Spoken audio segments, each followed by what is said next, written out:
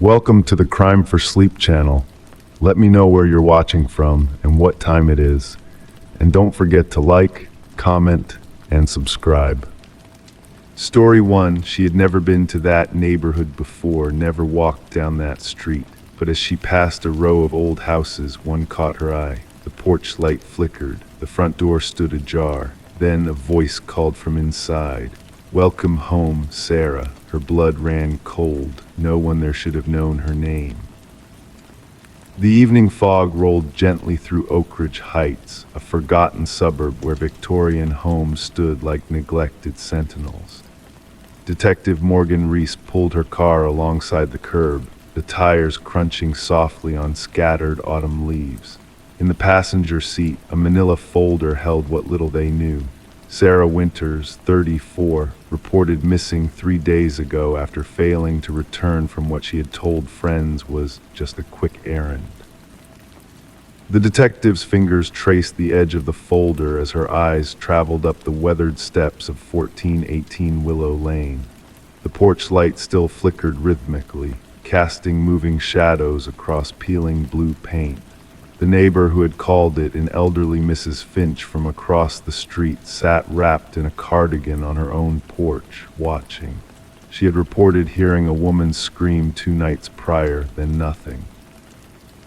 Just the porch light flickering on and off, and the front door that remained partially open, despite the autumn chill. "No one's gone in or out since," Mrs. Finch had told the patrol officers. "Not a soul." Morgan ascended the steps carefully, the wood creaking beneath her weight.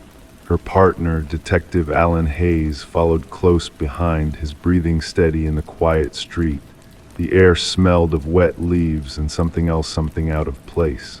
Perhaps old perfume or cleaning chemicals, the type of scent that clings to empty rooms long after their occupants have gone. "Sarah Winters never lived here," Hayes murmured, consulting his notes. According to her roommate, she had no connection to this neighborhood at all. "And yet someone called her by name," Morgan replied, her voice barely above a whisper. Inside, the house was a study in contradictions. A layer of dust covered most surfaces, but there were clean paths through it, recent movements carefully traced in the stillness. The living room contained furniture draped in sheets, untouched for what appeared to be years. But on the coffee table sat a teacup, the liquid inside still warm to the touch.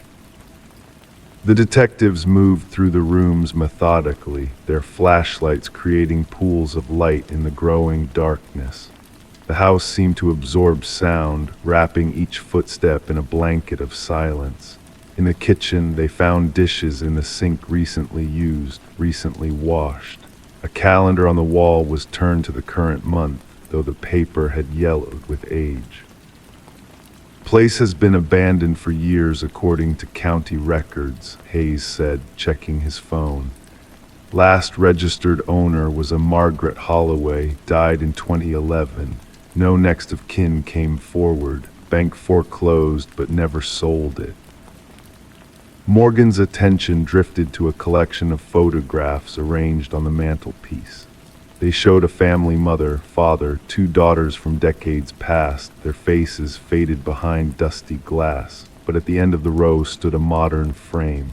Inside was a photograph of Sarah Winters, smiling on a beach somewhere, the wind catching her hair. It was the same photo that had been circulated with the missing persons report. "Hayes," Morgan called softly. Her partner approached, brow furrowing as he studied the photograph. "How is this possible?" he whispered. The floorboards above them creaked, a gentle sound like someone shifting their weight from one foot to another. Both detectives looked up at the ceiling, then at each other. Morgan unholstered her weapon, nodding toward the staircase. The upper floor was darker still, the windows covered with heavy drapes that blocked the street lights. 4 doors lined the hallway, all closed except one, the last on the right, from which spilled a soft yellow light. Morgan approached it slowly, Hayes close behind, the old floorboards announcing each careful step despite their best efforts. The room at the end of the hall had once been a bedroom. Now it was something else entirely. The walls were covered with photographs of Sarah Winters at the grocery store, walking to work, sitting in a coffee shop. Some appeared to have been taken from a distance, others through windows. On a desk sat several notebooks filled with meticulous handwriting, documenting Sarah's movements over months. She was being stalked, Hayes whispered, leafing through one of the notebooks. Morgan moved deeper into the room, her flashlight beam landing on a tape recorder. A small red light indicated it was still recording. Next to it lay a device that altered voice pitch, the kind used by prank callers or people wishing to disguise their identity. When Morgan pressed play on the recorder, a distorted voice filled the room. "Welcome home, Sarah." The voice matched what the missing woman's friend had described the last call Sarah had received before disappearing. A call that had apparently lured her to this address, to this house where someone had been watching, waiting, preparing. In the corner of the room, a closet door stood slightly ajar. Morgan approached it slowly, the floorboards sighing beneath her feet. The small space inside held only women's clothing, all in Sarah's size, all matching items from the photographs. At the back of the closet, something glinted in the beam of the flashlight. A hand mirror, its surface cracked but clean, propped against the wall as if someone had been looking at their reflection only moments before. The detectives searched the house until dawn, but found no trace of Sarah Winters, no blood, no signs of struggle. Just the evidence of someone who had studied her life with obsessive detail, who had called her by name and brought her to this forgotten house. The basement door was locked, its key missing. When they finally broke it open, they found only empty preserving jars and old gardening tools covered in cobwebs. 3 weeks later, Sarah Winters walked into a police station 2 counties over. Her clothes were clean, her hair freshly cut. She had no memory of where she had been or what had happened after she heard her name called from inside the house. The medical examination showed no signs of injury or assault, only a small, healing incision behind her left ear, so precise it was almost invisible. The house on Willow Lane was searched again, more thoroughly this time, but the room with the photographs had been emptied. The notebooks, the voice recorder, the clothes in the closet all gone.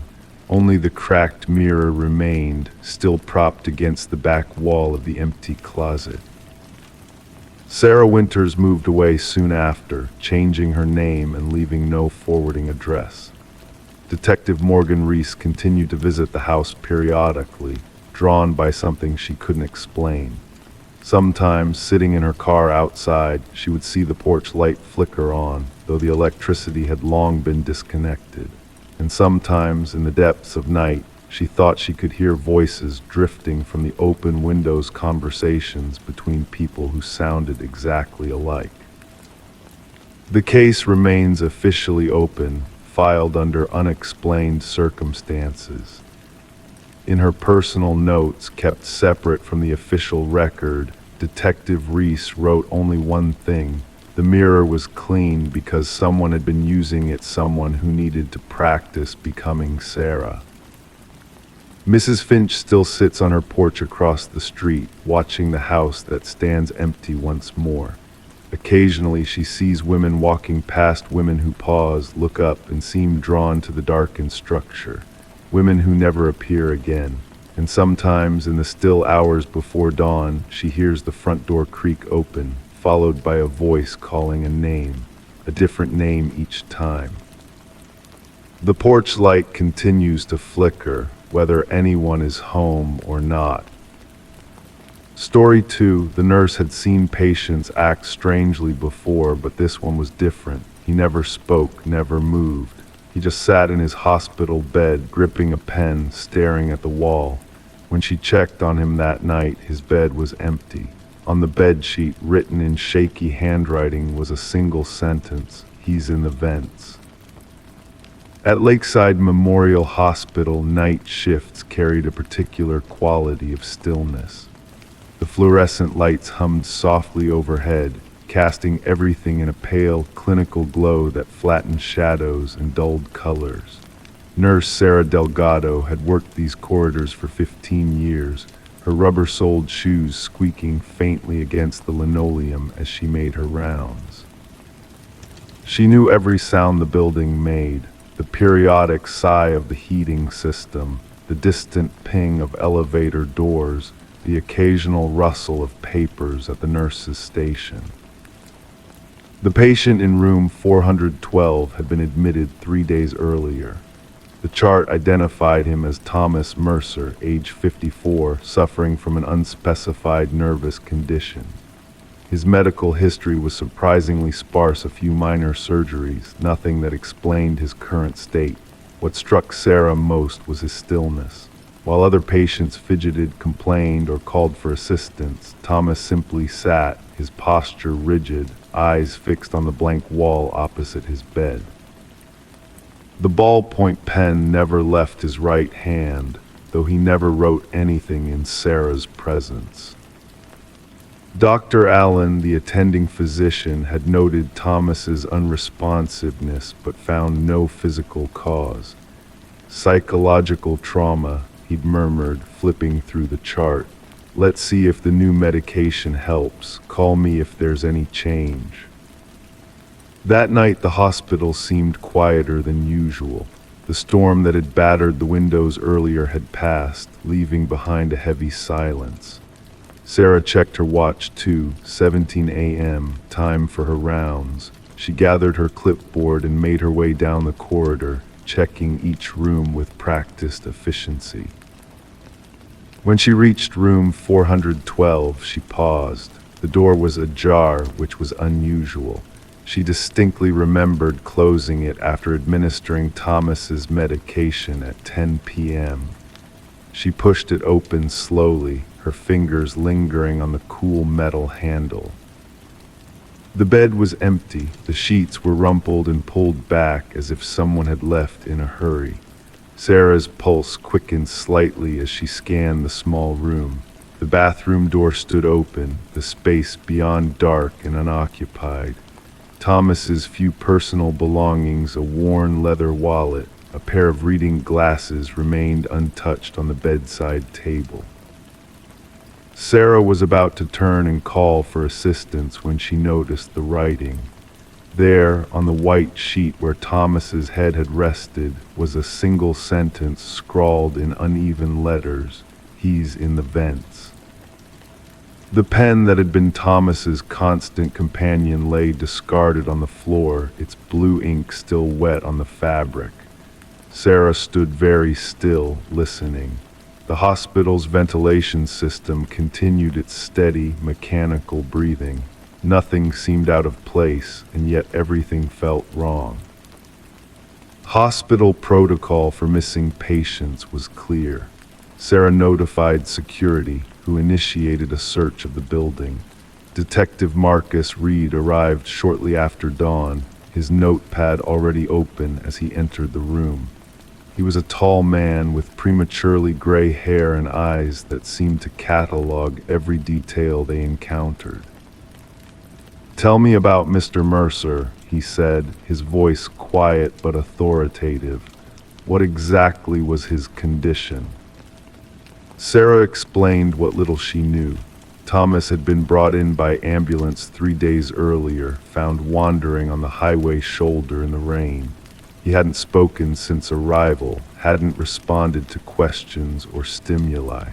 The only thing he'd shown any interest in was the pen he'd kept clutched in his hand. "And the message?" Reed asked, studying the rumpled bedsheet. "What do you make of it?" Sarah shook her head. "I don't know, it didn't make sense to me." Reed nodded thoughtfully. "Has anyone checked the ventilation system?" The maintenance staff was called in. The hospital's ventilation network was extensive metal arteries that wound through the building, connecting every room, every corridor. The chief engineer, a man named Grayson who had worked at Lakeside for over 2 decades, arrived with blueprints and a troubled expression. "These old systems," he explained, spreading the plans on a table in the administrative office. "They're more complex than you'd think. Some of the shafts are wide enough for a person to move through, especially in the older wing where room 412 is located." Reed traced a finger along the blueprints. How would someone access the system?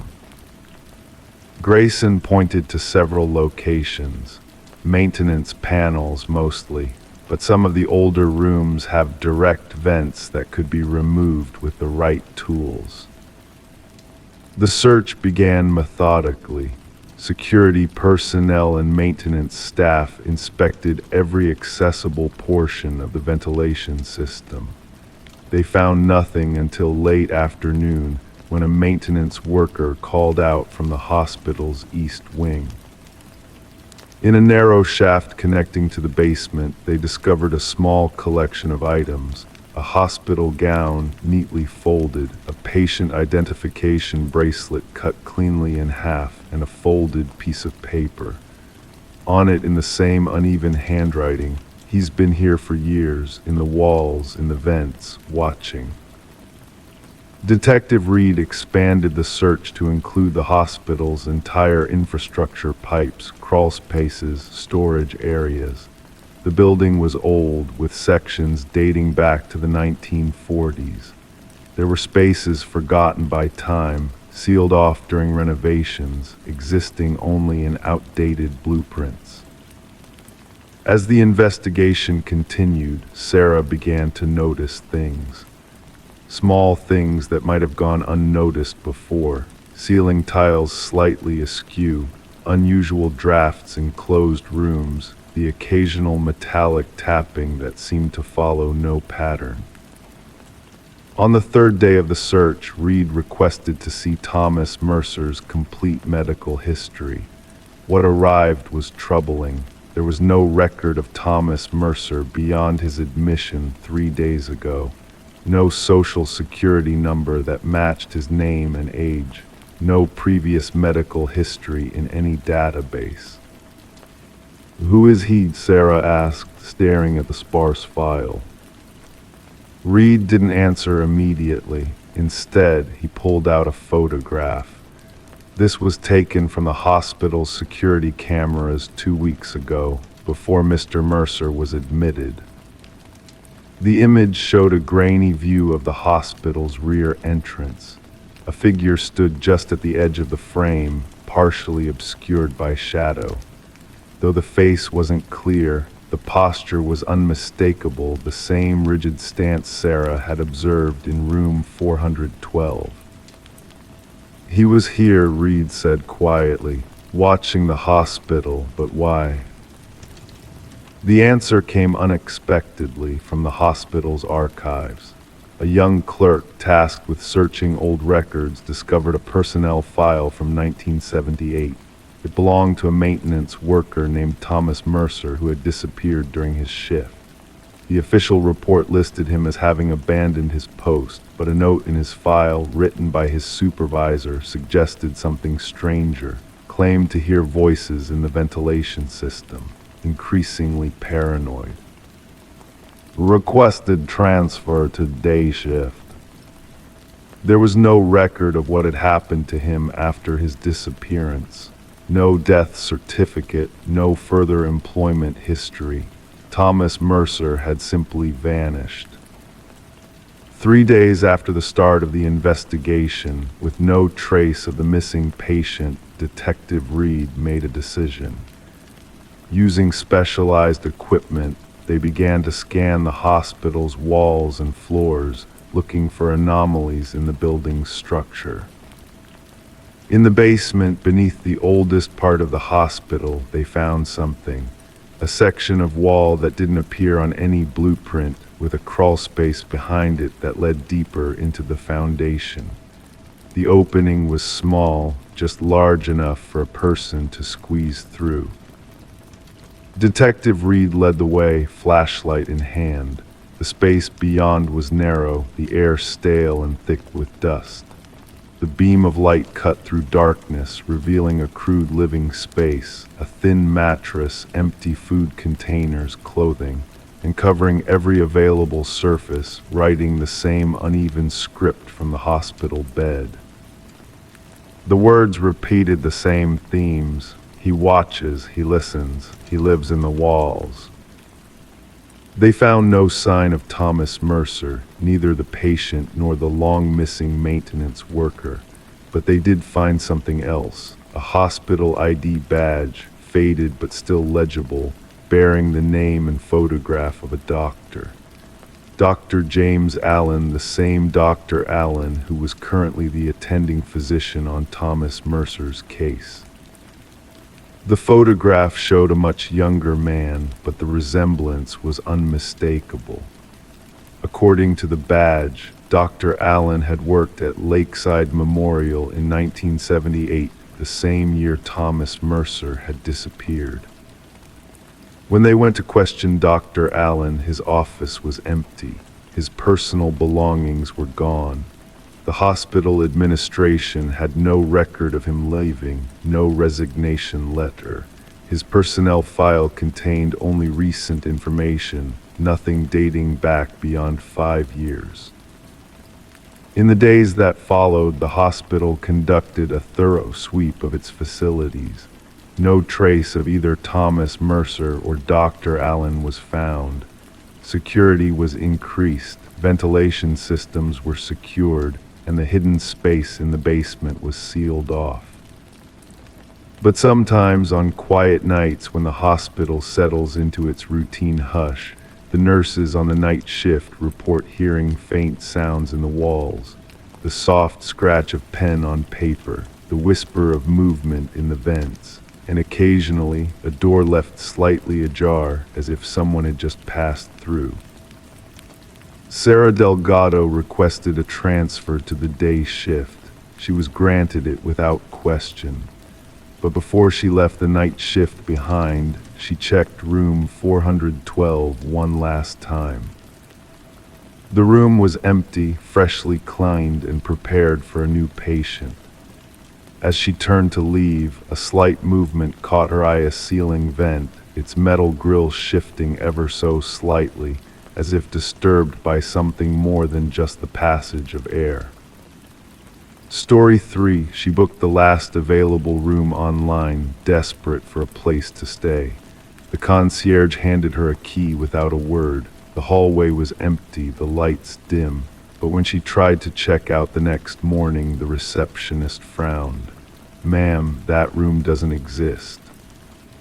The disappearance of Eliza Thornton was first noticed on a Tuesday morning in late October, when the autumn light filtered through the half-bare trees surrounding the Blackwood Hotel. Detective Sarah Reeves stood in the hotel's grand lobby, her fingers tracing the spine of her worn leather notebook as she observed the receptionist's confused expression. The young man behind the counter kept insisting that room 712 simply wasn't part of the hotel's floor plan, yet Eliza's credit card had been charged for exactly that room 3 nights prior. The lobby of the Blackwood Hotel carried that particular scent unique to historic buildings, a gentle mixture of old wood, faint lavender cleaning solution, and the whisper of thousands of conversations that had taken place within its walls over decades. As Detective Reeves waited for the hotel manager to arrive, she studied the framed black and white photographs that lined the wall behind the reception desk.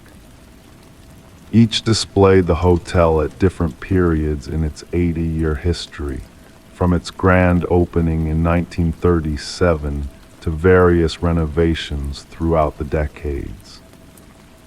"Detective, I'm Martin Wells, the hotel manager." A thin man with wire-rimmed glasses approached, his footsteps making no sound on the plush burgundy carpet. I understand there's some confusion about one of our rooms." The detective nodded slowly, opening her notebook with deliberate care. "Yes, Mr. Wells, I'm investigating the disappearance of Eliza Thornton, who, according to her sister, checked into this hotel 5 days ago. She was supposed to attend a conference and return home to Chicago on Sunday. She never arrived home, and her last known location was here." The manager's brow furrowed as he led Detective Reeves to his office, a small room with dark wood paneling and a single window overlooking the hotel gardens. The heating system hummed quietly in the background, creating a cocoon of warmth against the chill October air outside. On his desk sat a large blueprint of the hotel, yellowed at the edges from years of handling. "This is the most recent floor plan," Wells said, his finger moving across the 7th floor. "As you can see, we have rooms 701 through 711, then 713 through 720. There is no room 712. There never has been." Detective Reeves removed her phone and swiped to a photograph sent by Eliza's sister, a receipt from the Blackwood Hotel, clearly showing a charge for room 712. The manager's confusion seemed genuine as he studied the image, the soft ticking of an antique clock on his bookshelf marking the passing seconds. "Our system shows no record of an Eliza Thornton staying here," he said finally, his voice barely above a whisper, "and I can assure you that room doesn't exist." The detective requested access to security footage from the past week. As they made their way to the security office in the basement, she noticed the temperature dropping with each step down the narrow staircase. The security guard, a retired police officer named Jenkins, greeted them with a nod and a cup of coffee that steamed in the cool basement air. "Here's all our footage from the past week," Jenkins said, his chair creaking as he leaned forward to navigate through the files on his computer. "What day did she supposedly check in?" "Thursday evening around 8 p.m., Detective Reeves replied, settling into a chair beside him. The faint hum of the computer's cooling fan was the only sound in the small office as Jenkins pulled up the relevant footage. The grainy black and white video showed the lobby on Thursday night. At precisely 8:17 p.m., a woman matching Eliza's description entered, pulling a small suitcase behind her. They watched as she approached the front desk, spoke briefly with a concierge not the same one working today, and received a key. The security footage followed her to the elevator, but strangely, there was no camera footage of the 7th floor hallway. "That's odd," Jenkins muttered, scrolling through the available camera feeds. "We should have coverage of all hallways." Detective Reeves felt a slight chill run down her spine that had nothing to do with the basement's temperature. Is there any footage of her leaving the hotel at any point after checking in? Jenkins meticulously checked every exit camera for the following days. There was no sign of Eliza Thornton leaving the Blackwood Hotel. The investigation led Detective Reeves back to the 7th floor. Standing in the elegantly decorated hallway with its muted sconce lighting and patterned carpet, she counted the doors. Room 711 was followed immediately by 713, with no gap where room 712 should have been. She ran her fingers along the floral wallpaper between the two rooms, feeling nothing unusual, no hidden door, no indication of a sealed entrance. As she stood contemplating, an elderly housekeeper pushing a cleaning cart approached. The soft squeaking of the cart's wheels on the carpet broke the silence of the otherwise empty hallway. "Excuse me," Detective Reeves said gently. "Have you worked here long?" The woman Gloria, according to her name tag, nodded, her gray hair bobbing slightly with the movement.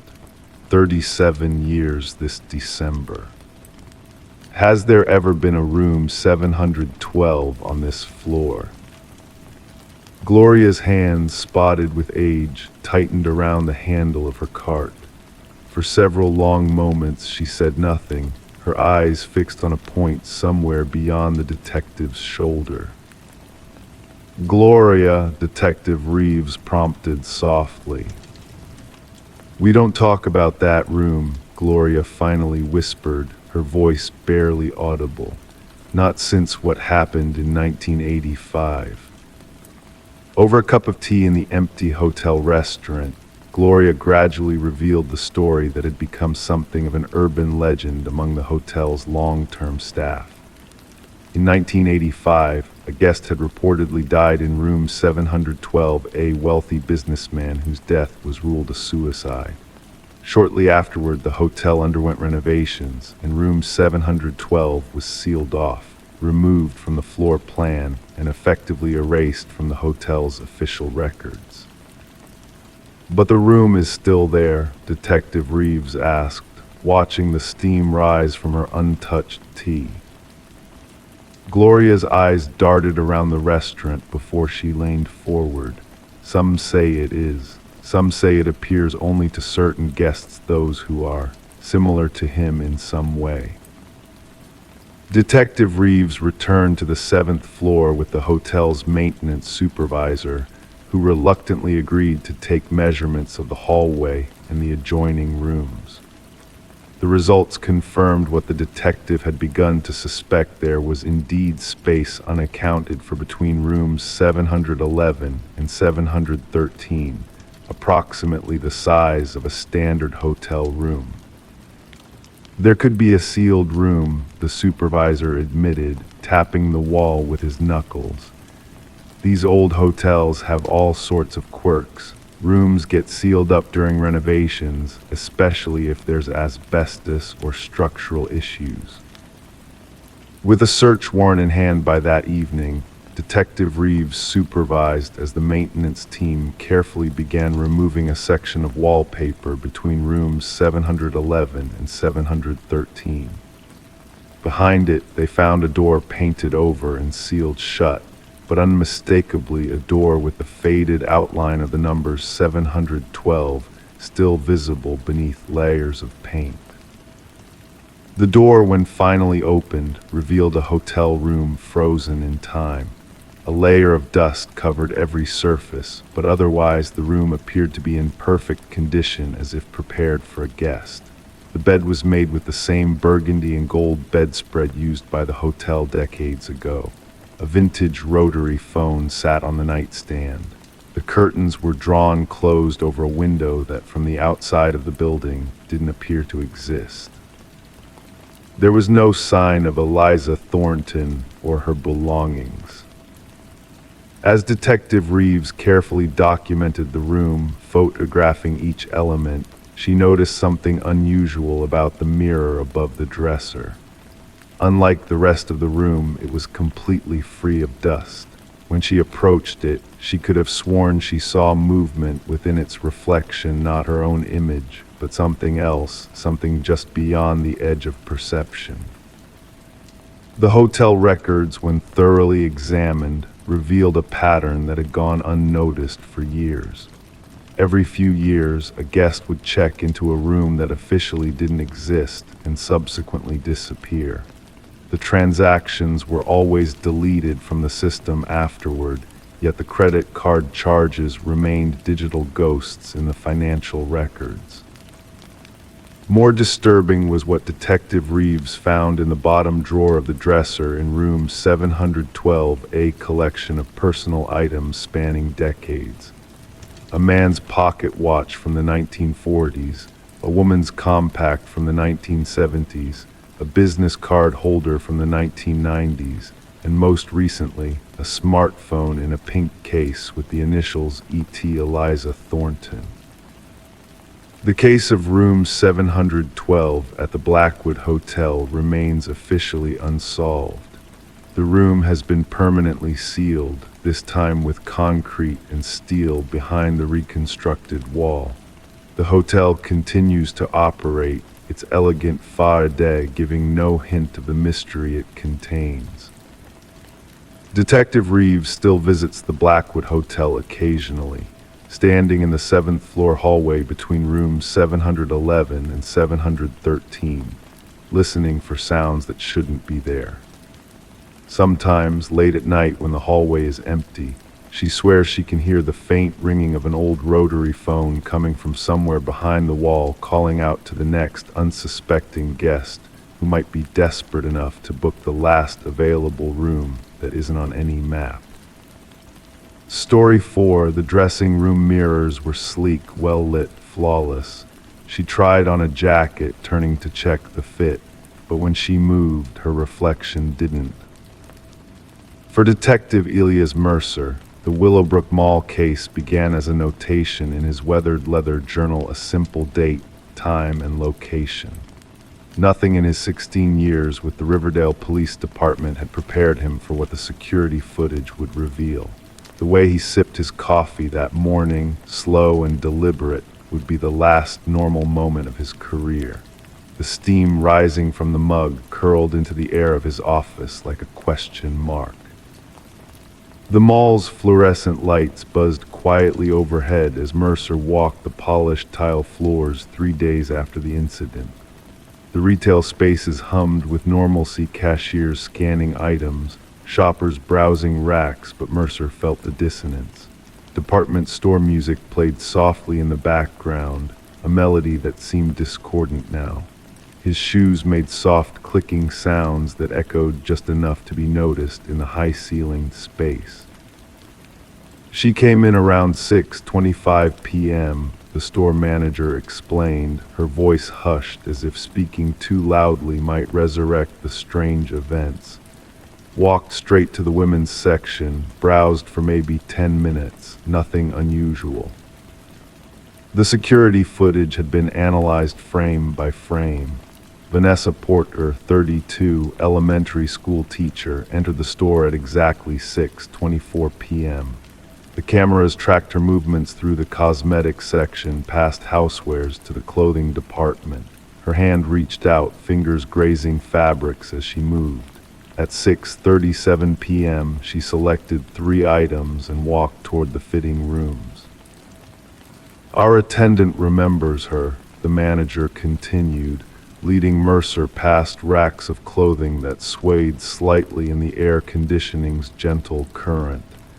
Said she seemed happy, mentioned something about a dinner date that weekend. The fitting room attendant, a college student with tired eyes, nodded when asked. She took in a black blazer, gray slacks, and a blue blouse. I gave her room number 4. Her fingers worked nervously at the edge of her employee badge. I heard nothing unusual, just silence.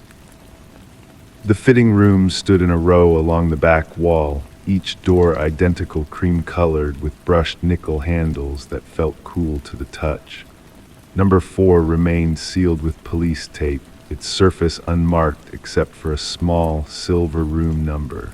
Mercer placed his palm against the door, feeling the smooth veneer, wondering about the last moments before everything changed. What they knew came primarily from the security camera positioned high above the fitting room corridor. Vanessa entered room 4 at 6:41 p.m. For 8 minutes, nothing happened. Then at 6:49 p.m., the door opened slowly. She stepped out, looked directly at the camera for 3 long seconds, then turned and walked away, leaving the clothing items behind. But the woman who exited wasn't Vanessa Porter. The facial recognition software confirms it. Mercer's partner, Detective Anna Reeves, had explained earlier that day. Her voice remained level despite the impossibility of her words. Same height, similar build, but 19 distinct facial markers that don't match. Whoever walked out of that fitting room wasn't the same person who walked in. The missing person report came 24 hours later when Vanessa didn't return home. Her car remained in the mall parking garage, her purse found in fitting room 4 along with her cell phone. The selected clothing items hung neatly on hooks inside, as if waiting for a customer who had simply vanished.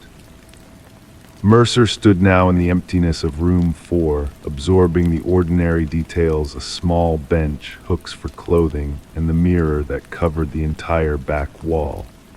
He studied his own reflection, the tired lines around his eyes, the silver threading through his dark hair. Something about the mirror drew him closer. He placed his fingertips against the cool glass surface. "We've tested it," the forensic technician had told him. "Standard glass with aluminum backing, nothing unusual in the composition." Yet something was unusual. The store's security logs showed no one entering fitting room 4 before Vanessa that day. The mall's master camera system recorded no one unusual entering or leaving the building. The woman who exited, who was not Vanessa, disappeared into a blind spot in the camera coverage and was never seen again. 3 weeks into the investigation, they discovered the first connection. 2 years earlier, in a mall 50 miles away, another woman had vanished from a fitting room. The security footage showed her entering but never leaving. Instead, someone else walked out, someone wearing her clothes, carrying her bag, but with a face that didn't match. That woman had also disappeared without a trace. "It's impossible," Reeves said over coffee one morning, her eyes red-rimmed from reviewing footage for the dozenth time. "People don't just vanish, and they certainly don't get replaced." But the evidence suggested exactly that. Mercer began collecting cases, 5 in total, spread across 3 states, spanning 7 years. Always a fitting room, always a woman alone, always someone else walking out. The mirrors became his obsession. He visited each location, standing in fitting rooms where women had disappeared, staring into glass that reflected nothing unusual back at him. Standard tests revealed nothing abnormal about the mirror's composition, yet Mercer couldn't shake the feeling that something lurked behind the reflective surface, something watching, waiting. In the 6th month of the investigation, they caught a break. A facial recognition hit identified the woman who had walked out of fitting room 4. Erin Maxwell, reported missing 3 years earlier from a small town in Oregon. She had vanished from Mercer, felt a chill run through him as he read the report, a department store fitting room. The pattern began to emerge like a photograph slowly developing. A woman disappears. Years later, her face resurfaces as she exits another fitting room while someone new vanishes.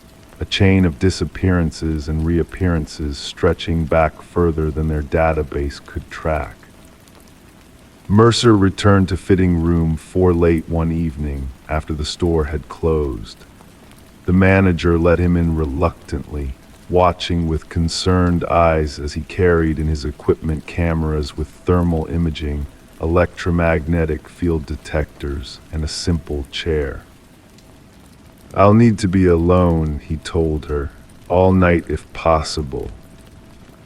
When the door closed behind him, Mercer set up his devices, positioned the chair 3 feet from the mirror, and sat down. The room felt smaller at night, the silence heavier. For hours, he watched his reflection, noting every blink, every shift in posture.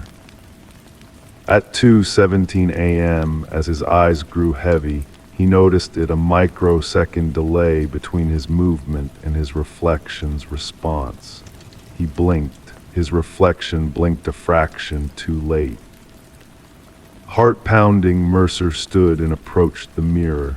His reflection matched him step for step now, but something had changed.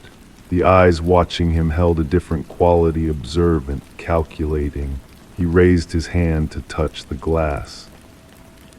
His reflection raised its hand too, but stopped just short of meeting his fingertips at the surface. The police report would later state that Detective Elias Mercer was found unconscious in fitting room for the following morning. The security footage showed nothing unusual, just Mercer entering and Mercer leaving 7 hours later. He recovered in the hospital with no memory of what had occurred after 2:17 a.m. The case remained open but inactive. Vanessa Porter was never found. The woman wearing her face never resurfaced. Detective Mercer requested transfer to a different department and refused to discuss the case again. But sometimes, late at night, Mercer would stand before the mirror in his bathroom, watching his reflection with wary eyes. And sometimes, just sometimes, he thought he caught it moving a moment too late, as if it were watching him rather than reflecting him. In those moments, he wondered who was really looking back at him from behind the glass, and he wondered how long it had been there, waiting. Story 5. The calf was almost empty when the man sat across from her. "Long time no see," he said with a smile, but she had never met him before. He started talking about her childhood, her hometown, things he shouldn't know. Then he leaned closer. "You don't remember me, do you?" Emma Reynolds felt her coffee cup grow cold between her fingers as she studied the stranger's face. The afternoon light filtered through the calf's dusty windows, casting long shadows across the worn wooden table that separated them. Outside, rain began to tap gently against the glass, creating a soft, rhythmic backdrop to this unsettling encounter. "I'm sorry," she said, her voice steady despite the unease creeping up her spine, "but I don't think we've met." The man, mid-40s, with salt and pepper hair and eyes that seemed to catalog her every movement, simply smiled. His fingers drummed once, twice on the table's surface before going still. "You grew up in Pinewood, the blue house on Maple Street. Your bedroom window faced the oak tree where you hung a tire swing when you were 9. He paused, watching recognition flicker across her face. "Your mother collected ceramic birds. You broke the blue jay when you were 12 and glued it back together before she noticed." The calf's ambient noise seemed to fade away, leaving only the sound of Emma's heartbeat in her ears. These weren't facts anyone could find online. These weren't casual observations. This was her life, private moments she barely remembered herself.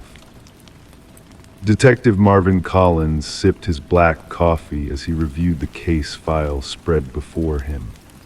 The precinct was quiet at this hour, 3:27 a.m. according to the analog clock on the wall, its ticking a metronome counting the hours of another sleepless night. The fluorescent lights hummed overhead, casting a sterile glow over the scattered photographs and reports. Collins had been working homicide for 17 years, but the Reynolds case had lodged itself under his skin in a way few others had.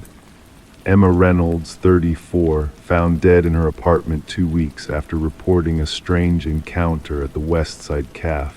No signs of forced entry, no apparent struggle. Just a woman lying peacefully on her sofa, as if she'd fallen asleep watching television, except for the nearly imperceptible pinprick on her neck, so small the first responding officers had missed it entirely. He ran his finger over the calf's surveillance photo, grainy and off-angle, showing Emma at a corner table. Across from her, partially obscured by a support beam, sat a figure Collins couldn't properly identify. Male, average build, dark clothing. The timestamp read 2:43 p.m., October 12th.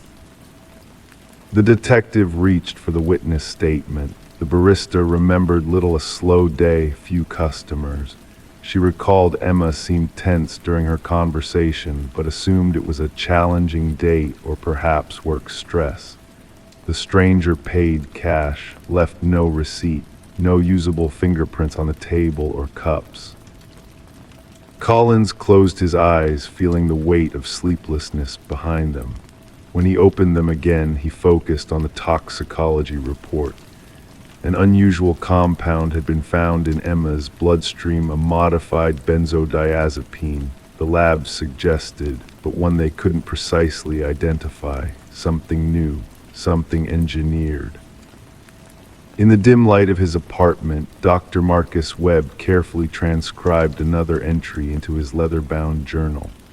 His handwriting was methodical, precise, each letter formed with deliberate care as he documented his observations. The laptop beside him displayed Emma Reynolds' social media profile, open to photos from her childhood family gatherings, school events, everyday moments that most would scroll past without a second thought. Subject showed expected physiological responses to specific memory triggers, he wrote. Pupil dilation, micro-expressions of surprise, increased respiratory rate. He paused, tapping his pen against the page before continuing. Subject did not recognize me despite our previous encounters. Memory suppression protocol remains effective. Webb had first noticed Emma 16 years ago, a psychology student who had written a remarkably insightful paper on memory formation and trauma. He had been her professor for just one semester before accepting a position with a private research foundation, but something about her understanding of the human mind had resonated with him. She had unknowingly become the perfect subject for his work. Their chance encounters over the years had been carefully orchestrated. A conference where he presented and she attended. A grocery store in her neighborhood where he appeared to shop. Brief moments where he observed her, tested small triggers, and withdrew before recognition could form. Each interaction meticulously documented, each response analyzed. As the weeks passed, Detective Collins found himself returning to the cafe where Emma had met the stranger. He would sit at the same table, order the same drink. She had chamomile tea with honey, and try to see the space through her eyes. What had she noticed? What had she felt as the stranger revealed his impossible knowledge? The case file grew thicker. Emma's medical history showed nothing remarkable until Collins discovered she had participated in a university sleep study during her sophomore year. The records were sparse, just dates and compensation amounts, but the program had been run by a Dr. Marcus Webb, who had left academia shortly after to work for a neuroscience research foundation with government contracts. When Collins tried to contact Webb, he encountered a series of administrative barriers. The foundation confirmed Webb had worked there but had retired 3 years ago. No current contact information available. His former colleagues described him as brilliant but intensely private. No one seemed to have kept in touch. Emily, the department's newest tech specialist, who made the connection. I found something, she said, placing a folder on Collins' desk one morning. Inside were printouts showing GPS data from Emma's phone over the past 5 years. Look at these locations. Every few months, she visited places she had no apparent reason to be. A conference center where she wasn't registered for any event. A library across town when there's one in her neighborhood. A cafe 40 minutes from her apartment. Collins spread the maps across his desk, seeing the pattern emerge. She was being followed. Or led, Emily suggested quietly. Dr. Webb knew his experiment was nearing its conclusion. For years, he had been testing the boundaries of memory manipulation, not erasure, which was crude and unreliable but subtle rewiring, creating blind spots in a subject's perception that would allow someone to remain literally unseeable despite multiple encounters. The military applications were obvious, but Webb's interest had always been more fundamental.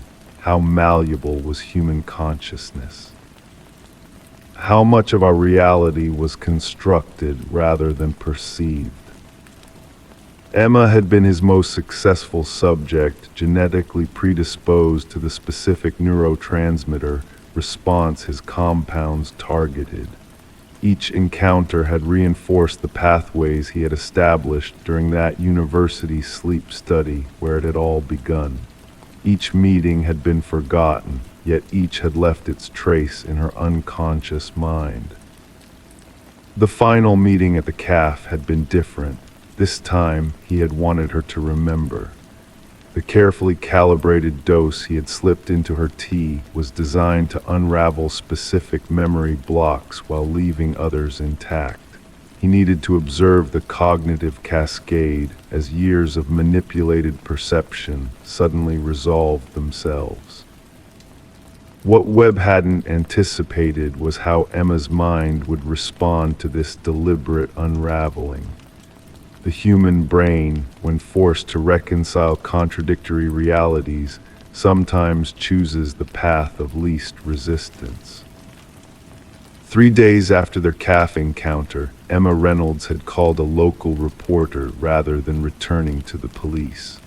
Her voicemail, rambling but articulate, spoke of a man who had been following her for years, a man her mind had been unable to see or remember.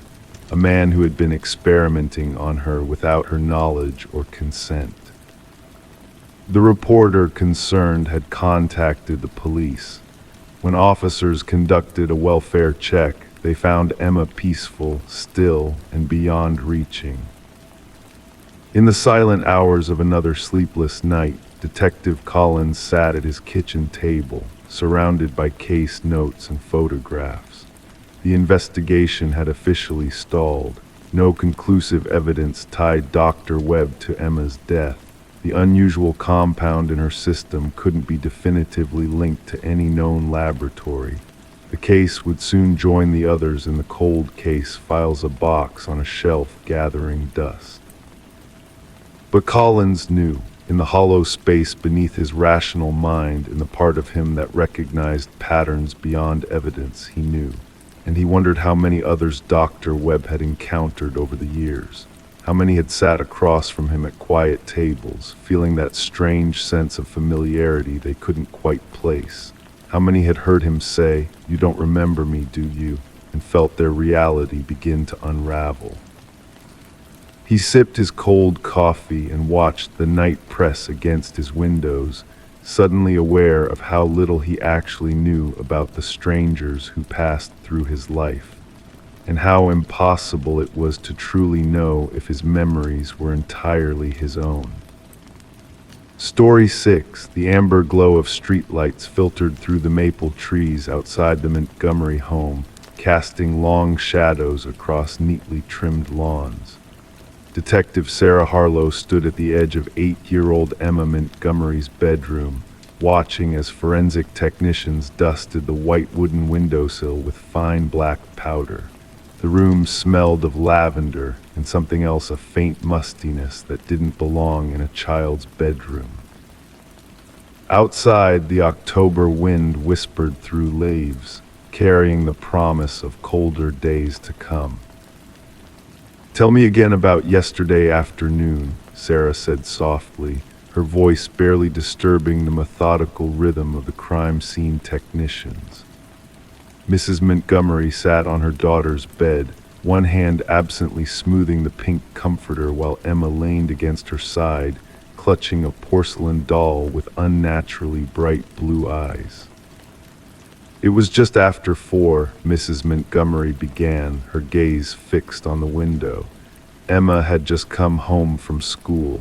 I was in the kitchen preparing dinner when she came running in, talking about a new doll." Sarah jotted notes in her leather-bound notebook, the pages making a soft, rustling sound as she turned them. The weight of the pen felt reassuring between her fingers, something solid in a case that already seemed to be dissolving into impossibility with each passing hour. "And the doll wasn't there earlier?" Sarah asked, careful to keep her tone neutral, conversational. "No," Mrs. Montgomery's voice grew firmer. "I vacuum Emma's room every morning after she leaves for school. There was no doll on that windowsill." Emma looked up, her small fingers tightening around the doll's delicate waist. "She was waiting for me," the girl said, her voice clear in the hushed room. "I saw her from the driveway when I got off the school bus. She was sitting right there, watching." Sarah crouched down, bringing herself to eye level with Emma. The detective wore no perfume, no scented products, just the clean smell of unscented soap that wouldn't contaminate a crime scene. She'd learned early in her career that children notice things adults often missed. "May I see your doll, Emma?" The child hesitated, then slowly extended her arms. The porcelain doll was heavier than it looked, perhaps 12 inches tall, with a face that had once been carefully painted but now showed signs of age. The cheeks retained a hint of blush, but fine cracks webbed across the pale porcelain. Its dress was yellowed lace, intricate but unmistakably antique. Sarah turned it over carefully, looking for a maker's mark or any identifying features. "Officer Chen," Sarah called softly. The young officer approached, his footsteps deliberately quiet on the carpeted floor. "Would you mind taking some photographs of this doll? Every angle, please." As Chen worked, Sarah moved to the window, where the light technician was carefully lifting a series of prints from the outer glass pane. "Anything?" she asked. "Yes and no," the technician replied, his voice a practiced monotone. "We have several partial prints on the outside of the glass. Someone definitely touched this window recently, but what's odd are these." He gestured to a series of small, dusty footprints on the interior windowsill. "They're pointing inward, as if someone small climbed in." Sarah felt the familiar tightening in her chest that came with cases that didn't quite make sense. Any prints on the grass or flower bed outside? Nothing, ground's too dry to hold impressions. Later that evening, as darkness settled completely over the quiet suburban neighborhood, Sarah sat in her car parked across from the Montgomery home. The windows were slightly fogged from her breath as she reviewed her notes under the dim glow of the car's interior light. The facts, such as they were, remained stubbornly contradictory. A porcelain doll had appeared on Emma Montgomery's windowsill sometime between 8:15 a.m. when Mrs. Montgomery vacuumed the room and 4:05 p.m. when Emma returned from school. The window had been closed and locked, according to Mrs. Montgomery. No other items in the home were disturbed. Nothing was missing. Sarah scrolled through the photographs Officer Chen had sent to her phone. The doll was oddly familiar, though she couldn't place why. She expanded one image, focusing on the tiny maker's mark partially visible on the back of the doll's neck. Hartwick Dolls, 1924. A search through the department's database revealed nothing about Hartwick dolls, and a wider internet search yielded only sparse information about a small doll-making company that had operated in the county during the 1920s before closing after a factory fire in 1925. Sarah's phone vibrated. A text from her partner, Detective Marcus, read, "You need to see this. Similar report from 1987, same neighborhood." The following morning found Sarah in the basement archives of the police station, surrounded by the musty scent of aging paper and the soft hum of ancient fluorescent lights. The case file from 1987 was thin, just a few typewritten pages and several Polaroid photographs paper-clipped together.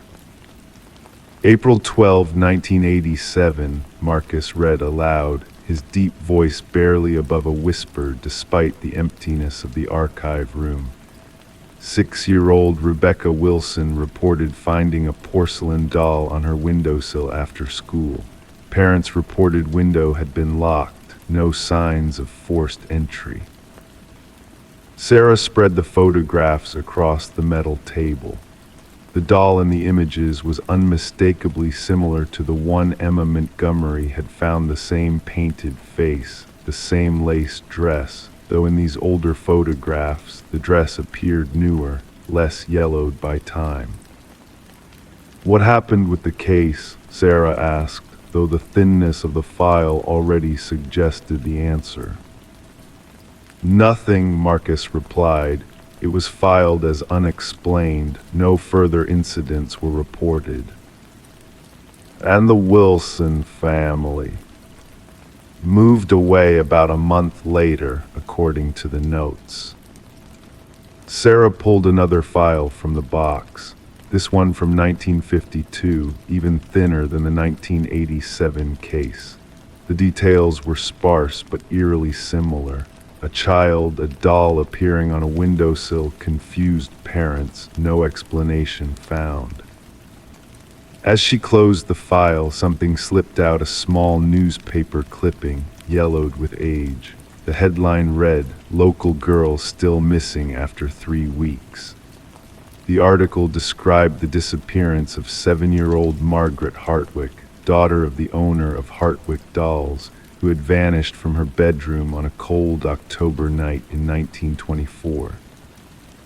The only clue, the article stated, was a strange set of footprints on the girl's windowsill, pointing inward as if someone had climbed in rather than out. That evening, Sarah returned to the Montgomery home.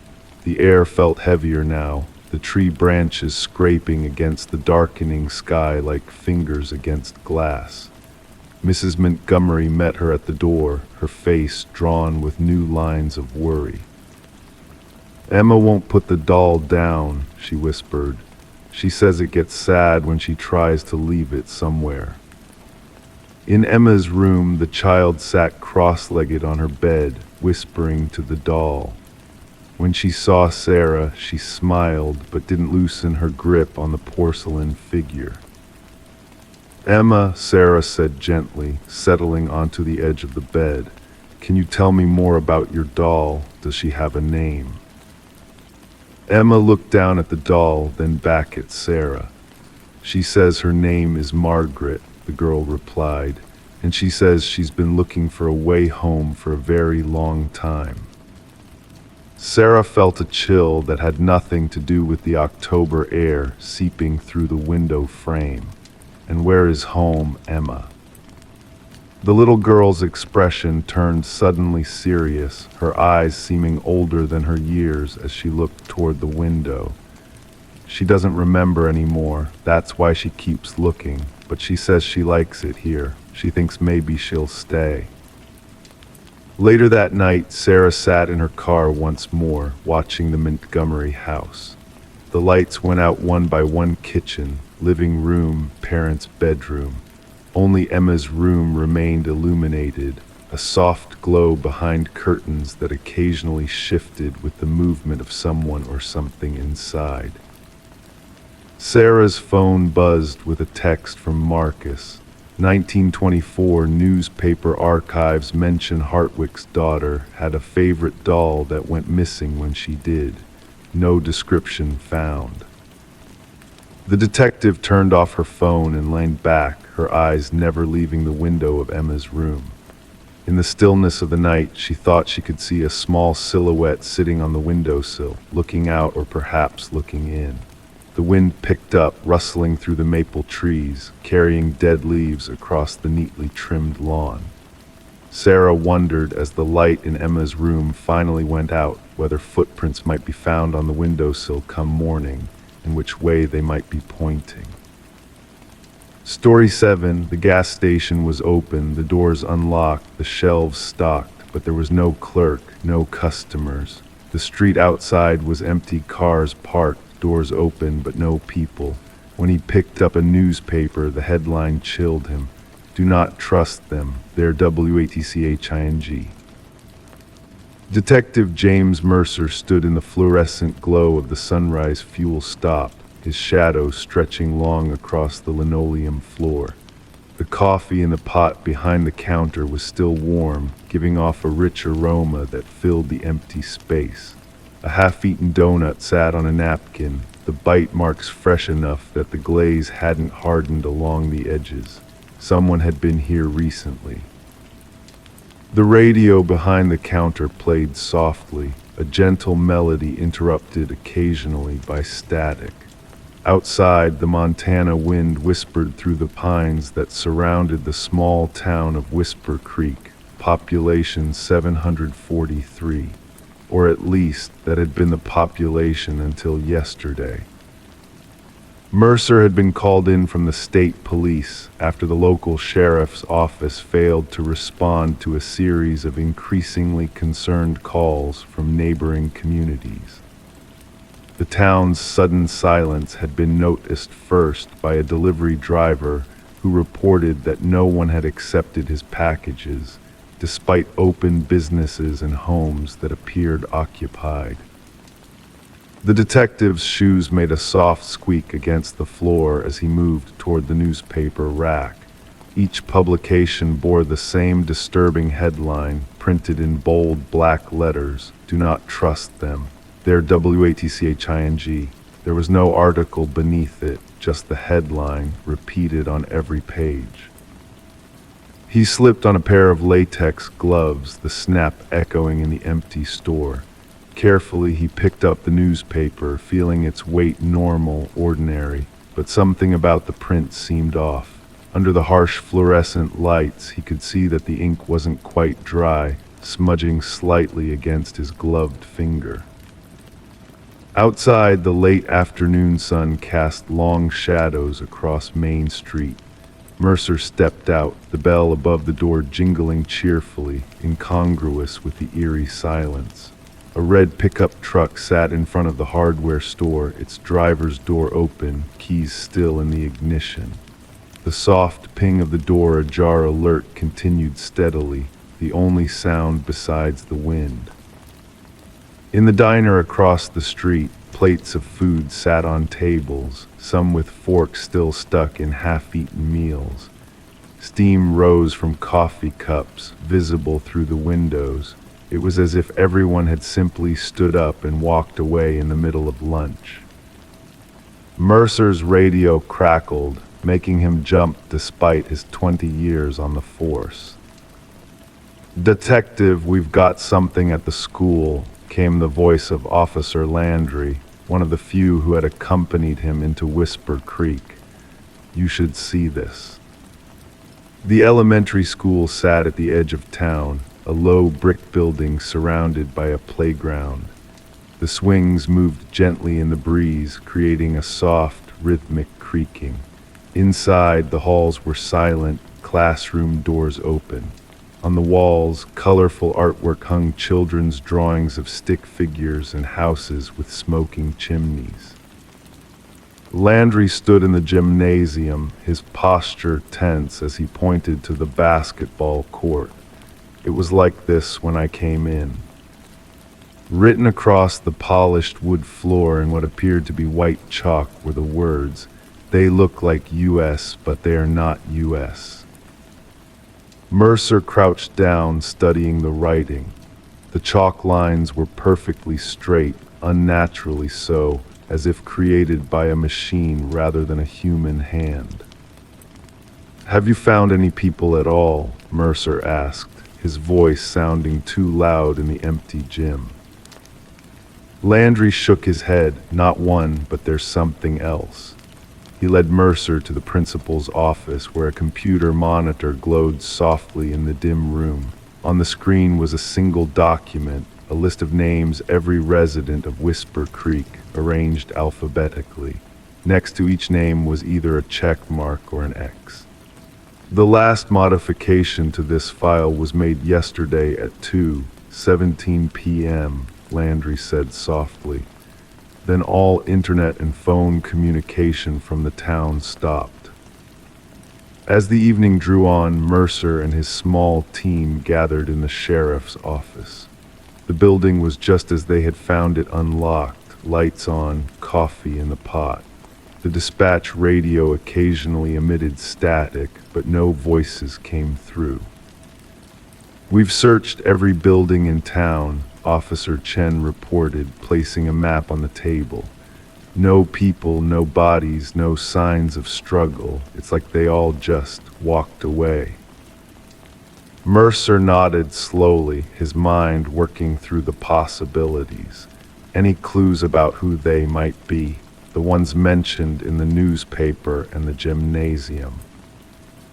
Chen shook her head. "Nothing concrete, but we found this in the mayor's office." She slid a manila folder across the table. Inside was a series of photographs taken from security cameras around town. They showed normal scenes: people shopping, children playing, cars driving past. But in several images there were figures that seemed off. Their faces were slightly blurred, their movements captured in a way that made them look unnatural, almost robotic. "Could be a camera malfunction," Landry suggested, but his voice lacked conviction.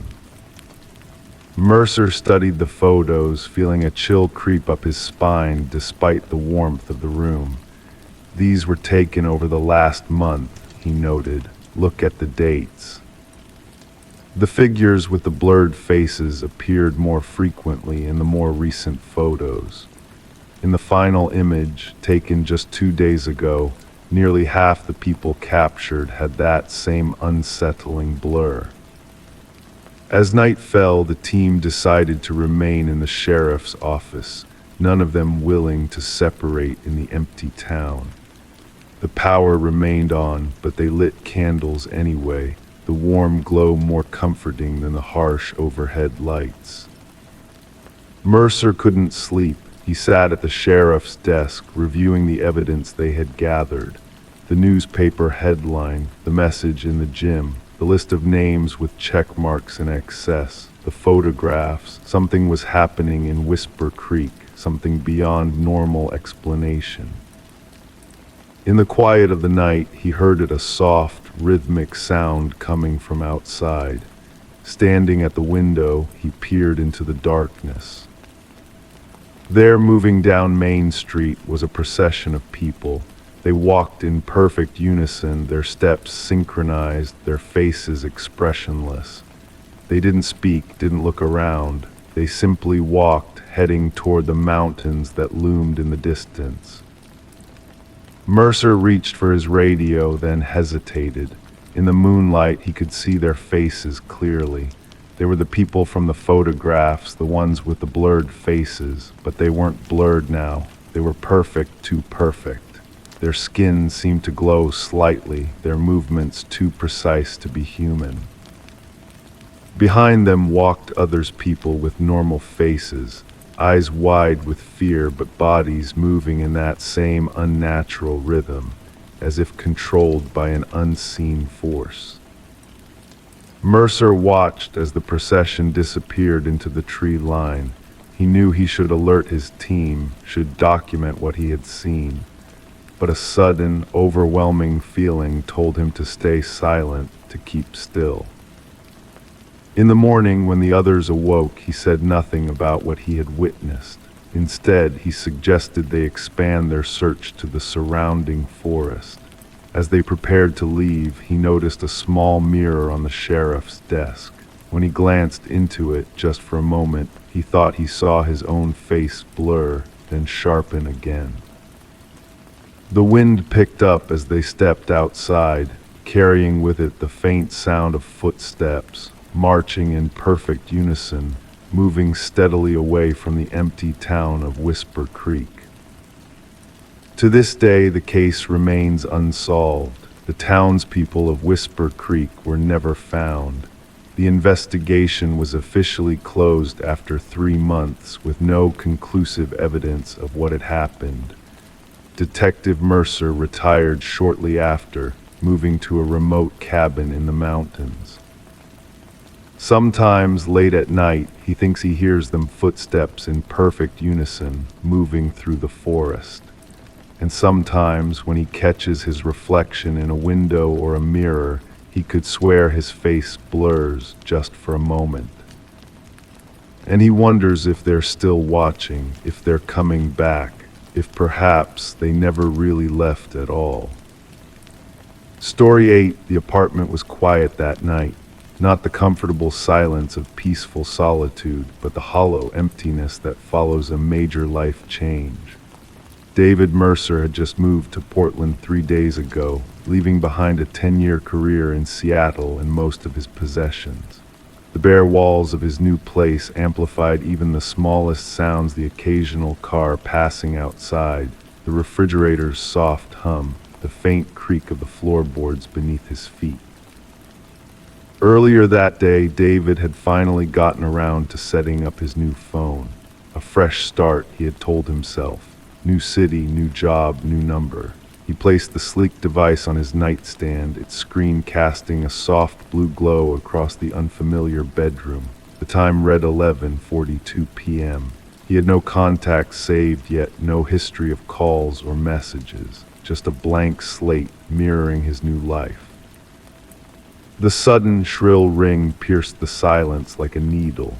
David startled, his hand instinctively reaching for the phone. The screen illuminated with an incoming call. The number displayed was his own, his new number calling itself. He stared at it for several seconds, trying to make sense of what he was seeing.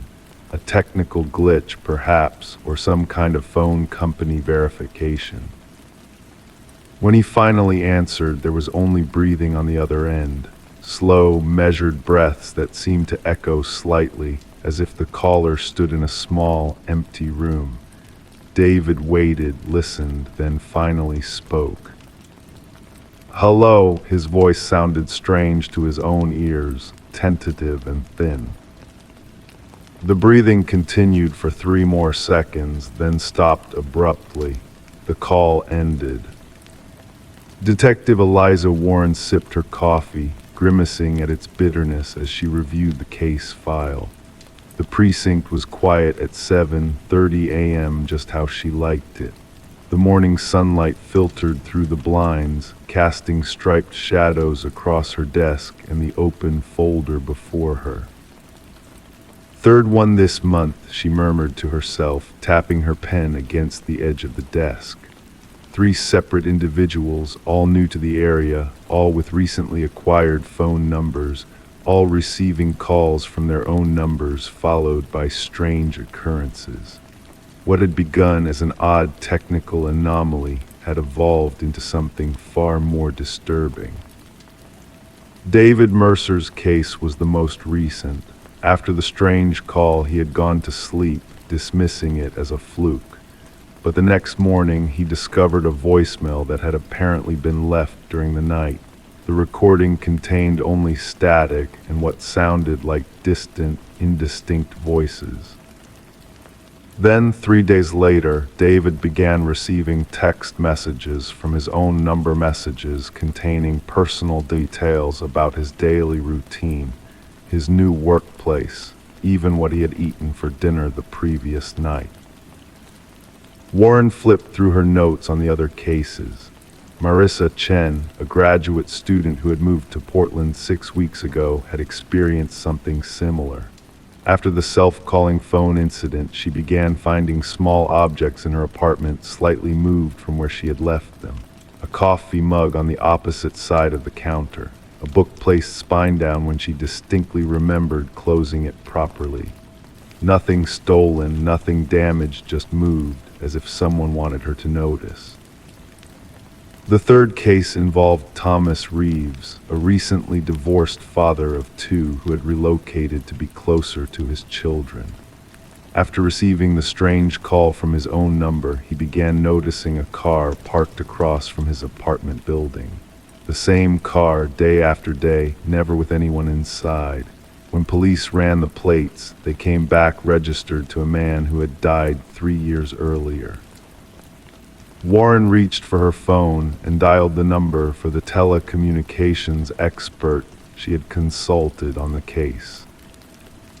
"Alan, it's Detective Warren. Have you made any progress on those signal traces?" She listened intently as he explained his findings, her expression growing more troubled with each passing moment. According to Alan, the calls were not the result of a technical glitch or a simple spoofing technique. The signals were actually originating from the victims' own phones, but at times when the phones were demonstrably in their owner's possession. It was as if the phones existed in two places simultaneously, an impossibility that defied technical explanation. The detective's office grew warmer as the morning progressed.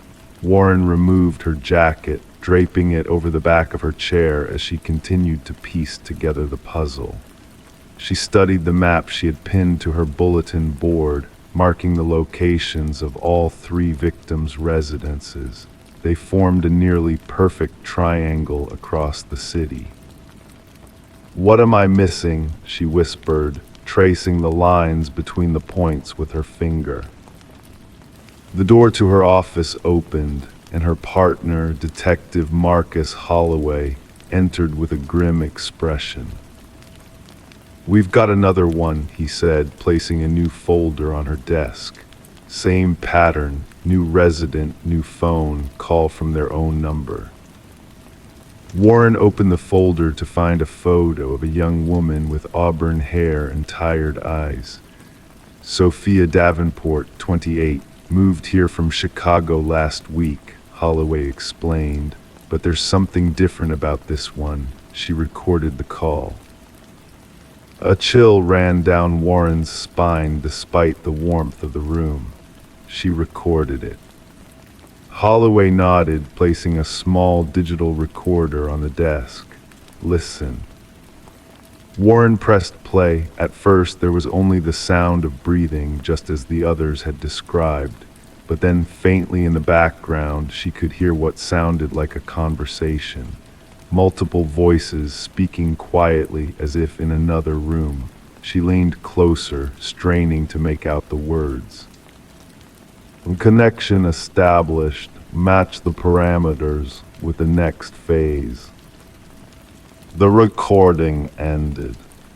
Warren looked up at her partner, her coffee now cold and forgotten. "What are we dealing with here, Marcus?" "I don't know," he admitted, "but Sophia Davenport's apartment is here." He pointed to a spot on the map. Warren felt her stomach drop. The location completed a perfect square with the other three victims. As Warren and Holloway drove to Sophia's apartment, the detective's mind raced with possibilities. A coordinated stalking campaign, some kind of elaborate scam, or something else entirely. The building was quiet when they arrived, too quiet. Sophia's neighbor confirmed she had been home all morning, yet she wasn't answering her door. After several minutes of knocking, Warren made the decision to enter the apartment. Inside, everything was in perfect order. A half-empty coffee mug sat on the kitchen counter, still warm to the touch. Sophia's phone lay on the coffee table, its screen dark, but of Sophia herself there was no sign. Warren picked up the phone, examining it carefully. The screen lit up at her touch, displaying a notification, one new voicemail. With gloved hands, she accessed the voicemail and put it on speaker. The message began with the same breathing pattern they had heard before. Then a voice distorted. Neither distinctly male nor female spoke 6 words that made Warren's blood run cold. "The circle is complete. They're coming." The investigation continued for months. Forensic teams combed through each victim's apartment, finding no signs of forced entry, no evidence of struggle. Digital forensics experts examined their phones, discovering strange anomalies in the device's location data moments when the phones appeared to be in 2 places at once. All four victims remained missing, their disappearances a mystery that haunted Detective Warren day and night. She pored over the evidence, searching for patterns, connections, anything that might reveal what had happened to them. Then, exactly 3 months after the first disappearance, Warren received a call while working late at the precinct. The caller ID displayed her own number. For a long moment, she stared at the phone as it rang, her heart pounding in her chest. Finally, she answered. Hello. There was only breathing on the other end. Story 9. He had worked in the same office for years, but one day he noticed something strange, a door he had never seen before. It had no label, no handle. When he asked his boss about it, the man's face went pale. That door should never be opened. Michael Lawson couldn't remember exactly when the door first appeared in his peripheral vision. Perhaps it had always been there, nestled in the corner of the accounting department's east wall, painted the exact same shade of eggshell white as its surroundings. Perhaps he had walked past it 1,000 times, his mind too occupied with quarterly reports and client meetings to notice its subtle presence. Or perhaps, and this thought sent a whisper of unease down his spine, it truly hadn't been there until that overcast Tuesday in November. The fluorescent lights hummed above as Michael stood before the door, coffee cooling in his hand. No handle, no hinges visible from this side, no nameplate or room number like every other door in the Caldwell Financial Building. Just a thin, almost imperceptible seam in the wall, rectangular and undeniably door-shaped. Something wrong with the wall, Lawson. The voice belonged to Gerald Whitaker, the company's CFO. A man whose tailored suits never wrinkled and whose silver hair remained perfectly coiffed regardless of Chicago's notorious weather. This door, Michael said, gesturing with his coffee cup. I've never noticed it before. Where does it lead? The subtle shift in Whitaker's expression lasted only a fraction of a second, a tightening around the eyes, a momentary paleness washing over his usually ruddy complexion. Then his professional mask slid back into place, though slightly askew. That door should never be opened, Whitaker said, his voice carrying an unfamiliar weight. It's an old maintenance access. Building management sealed it years ago, not up to code. He checked his watch with deliberate precision. Don't you have the Henderson audit to finish by end of day? Michael nodded, watching as Whitaker continued down the hallway, shoes clicking against the polished floor with slightly more urgency than usual. For 3 days, Michael managed to focus on his work, pushing thoughts of the door aside. But on Friday afternoon, as the office emptied for the weekend, he found himself standing before it again. The overhead lights seemed dimmer here, casting subtle shadows that made the seams of the door more pronounced. He ran his fingertips along its edge, feeling the slightest draft of cool air seeping through. I wouldn't do that if I were you. Michael turned to find Elaine from HR watching him, her arms clutching a cardboard box filled with personal items, a small potted plant perched precariously on top. You're leaving, he asked, noticing the box. After 17 years, her smile didn't reach her eyes. Funny how you can spend nearly 2 decades in a place and still not know all its secrets. Like this door. She set the box down carefully, adjusting the plant. Did you know there's no record of the original architect for this building? The firm that designed it dissolved in 1988, all their files mysteriously lost in a fire. This building shouldn't exist, at least not according to any official blueprints on file with the city. That sounds like an urban legend, Michael said, though something in her tone made him uneasy.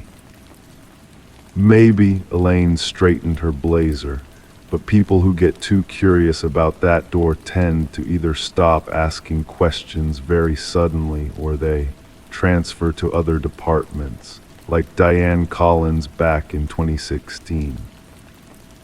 I don't remember any Diane Collins. Exactly, Elaine picked up her box. Goodbye, Michael, take care of yourself. The following Monday, Michael arrived early, intending to catch up on work. The office was empty, silent except for the gentle hum of the ventilation system. As he passed the mysterious door, he noticed something different, a thin line of light visible at its base, warm and yellow against the cold blue-white of the fluorescent overhead. His heart quickened as he pressed his ear against the door's surface. From beyond came the faintest sound of scratching, like pencil on paper, rhythmic and deliberate. Then, a voice so quiet he might have imagined it murmuring numbers in a continuous stream. Detective Sarah Reeves rubbed her temples, the precinct's coffee doing little to ward off her exhaustion. 3 weeks since Michael Lawson had been reported missing, and the case had yielded nothing but contradictions and dead ends. "Run it by me again," said her partner, Detective Marcus Wells, leaning against her desk. Lawson shows up to work on Monday, swipes his keycard at 6:43 a.m., and then nothing. Security cameras show him walking down the east corridor of the 14th floor at 6:47. Sarah said, spreading photographs across her desk. Then he simply vanishes. No exit on camera, no keycard swipes at any door, elevator, or stairwell. His car remained in the parking garage until his sister reported him missing 3 days later. And the door he allegedly found. Sarah pulled out the floor plans for the Caldwell Financial Building. According to these, there is no door on that wall, just solid concrete between accounting and the elevator shaft. Yet interviews with Lawson's coworkers had revealed something strange. None could recall seeing any door where Lawson had described, yet 5 separate employees mentioned feeling uncomfortable walking past that section of hallway. 2 admitted to taking longer routes to the break room specifically to avoid it. "What about the HR woman, Elaine Pearson?" Marcus asked. "That's another dead end. She did resign the Friday before Lawson disappeared, but when we interviewed her at her new job in Minneapolis, she claimed she never had any conversation with Lawson about a door. Said she barely knew him beyond saying hello in the elevator." "And the building history." Sarah handed him a folder. This is where it gets interesting. The original architectural firm, Westlake and Associates, did go out of business in 1988, and there was a fire at their storage facility that destroyed many of their records, but I found something in the city archives. She pointed to a faded blueprint. This is dated 1986 during a renovation. See this section here. Marcus lined in, squinting at the yellowed paper. That's where our mystery door would be, but this shows. "A room," Sarah finished. "A room that doesn't exist on any current floor plan, approximately 12 by 15 feet. No windows, single door access, and look at the notation. In faded pencil, nearly invisible, someone had written, SR7, do not include in final plans." 2 days later, with a reluctant building manager in tow, Sarah and Marcus stood before the blank wall where Michael Lawson had last been seen. The manager shifted uncomfortably as Sarah ran her hand along the surface. "I've worked here 8 years, he said. There's never been a door here." Sarah pressed her palm flat against the wall, feeling the coolness of the surface. "Bring the thermal camera," she told Marcus. The image on the small screen showed what the naked eye couldn't see: a perfect rectangle of colder temperature, outlining what could only be a door. "Open it," Sarah ordered. "There's nothing to open," the manager protested. "It's solid wall." Marcus ran his hands along the edges revealed by the thermal imaging. "There's a seam here, barely perceptible, but it's there." He pressed firmly, and with a soft click, a section of the wall recessed slightly. The room beyond was small, windowless, illuminated only by a single hanging bulb that cast harsh shadows across the space. A desk faced the wall, covered with stacks of ledgers and accounting books, some so old their leather bindings had cracked with age. Behind the desk sat a figure hunched over a large book, pencil moving in a constant, fluid motion across the page. For a moment, Sarah thought the person hadn't noticed their entrance. Then, without looking up, the figure spoke in a voice parched from disuse. 4,873 days, 16 hours and 22 minutes. The books must balance. The person turned slowly, eyes blinking against the hallway light now spilling into the room. Sarah recognized Michael Lawson from his photograph, though his appearance had deteriorated dramatically. His clothes, the same ones he had worn the day he disappeared, hung loosely on his frame. His face was gaunt, beard grown in patchy and unkempt, eyes sunken and surrounded by dark circles. "Mr. Lawson," Sarah stepped forward cautiously. "I'm Detective Reeves. You've been missing for 3 weeks." Confusion crossed his features. 3 weeks? No, that's not possible. I've been here since morning. The numbers needed correcting. He gestured to the books. Someone has been falsifying the accounts for years, decades. I found discrepancies dating back to 1986. Marcus examined the room. Besides the desk and chair, there was no other furniture. No food, no water, no bathroom facilities. No possible way Lawson could have survived 3 weeks in this space. Yet the ledgers were real, filled with numbers in different handwritings, some entries dating back nearly 40 years. And on the final pages of the most recent book, Michael Lawson's increasingly erratic handwriting covered every available space, numbers flowing into one another in a chaotic stream. As paramedics took a disoriented Lawson away, Sarah noticed something etched into the wall behind where the desk had stood: a list of names, each with dates beside them. Some she recognized from the company's employee records. The final name was Michael Lawson, with an entry date matching his disappearance, but no exit date. The name above his, Diane Collins, 2016-2022, had been crossed out. Gerald Whittaker was arrested the following day, though the full extent of the financial fraud would take forensic accountants months to unravel.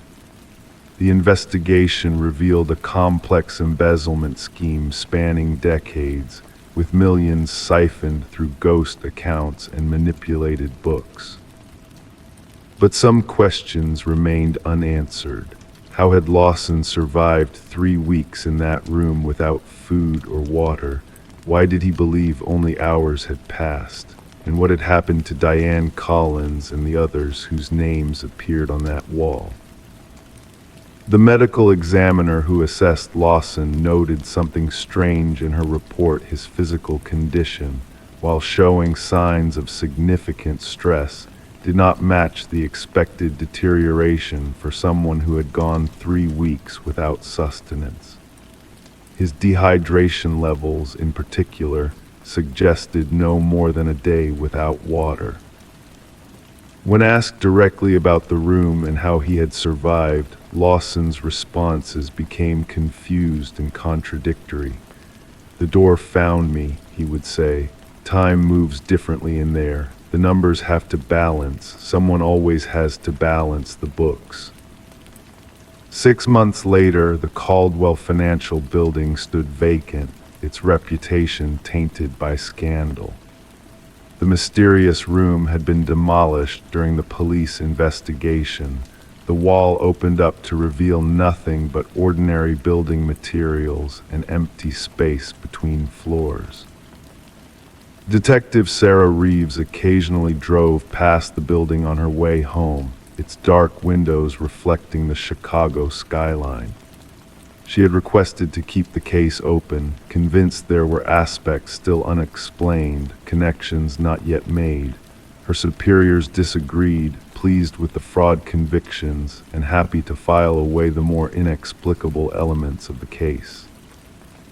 But sometimes, late at night, she would review her personal copies of the case files, studying the photographs of that room, of the list of names etched into the wall. And she would wonder about the nature of doors, how some, once noticed, can never be unseen, and how some, once opened, may never truly close again. Story 10. Renovations were always bound to uncover strange things, old newspapers, broken trinkets, forgotten photographs. But when the couple pulled up the floorboards, they didn't expect to find a letter folded neatly beneath the wood. The paper was brittle, the ink faded, but the message was clear: don't trust the one who knocked. Before they could react, 3 sharp raps echoed through the empty house. The discovery sent chills down their spines. Sarah and Michael had purchased the Victorian-era home at an estate auction, charmed by its ornate moldings and rich history. They never imagined their renovation project would unearth something so unsettling. Detective Alina Reed arrived with her partner, the floorboards still pulled up, exposing the dark cavity beneath. Her weathered hands, marked by years of handling evidence, carefully extracted the note using gloved fingers. The couple had touched it, already unavoidable contamination. Reed studied their faces as they recounted the knocking sound. Their fear seemed genuine. Background checks revealed nothing suspicious about Sarah and Michael. Newlyweds, good credit, stable jobs. The house, however, had a more complex history. Previously owned by the Hargrove family for decades, it had been vacant for 2 years following the death of the last resident, Margaret Hargrove, an elderly widow who lived alone. Neighbors described Margaret as reclusive but pleasant. No known enemies, no suspicious circumstances around her death, natural causes, according to the coroner, yet something felt off. Forensic analysis dated the note to approximately 20 years earlier. The handwriting exhibited signs of distress, pressure points suggested fear or urgency. Margaret would have been in her 60s then, living with her husband, Franklin, who had passed away 5 years before her. Reed expanded her investigation, digging through county records and interviewing former acquaintances of the Hargroves. Franklin had been respected in the community, a retired teacher with a passion for woodworking. Several pieces of his handcrafted furniture still remained in the house. A former student of Franklin's remembered him as kind but troubled during his final teaching years. He became paranoid, the student recalled, kept mentioning someone watching him. We all thought it was early dementia. The breakthrough came when Reed interviewed Margaret's sister, now living in a nursing home. Her memory faded in and out, but certain details remained sharp. Margaret was afraid of him near the end, she whispered. Not Franklin, no. The man who came knocking, the collector. Reed lined forward, the collector. Franklin owed money, gambling debts. The man would come knocking. 3 times, always 3 knocks. Margaret wanted to sell the house to pay him off, but Franklin refused. Reed returned to the house, this time with a forensic team. They removed more floorboards, searching the crawl space methodically. The cadaver dogs found it first beneath the foundation, wrapped in plastic, a male skeleton, skull fractured in multiple places. Dental records confirmed it wasn't Franklin Hargrove. Franklin had been cremated, his ashes scattered according to his wishes. This was someone else, someone who had never been reported missing.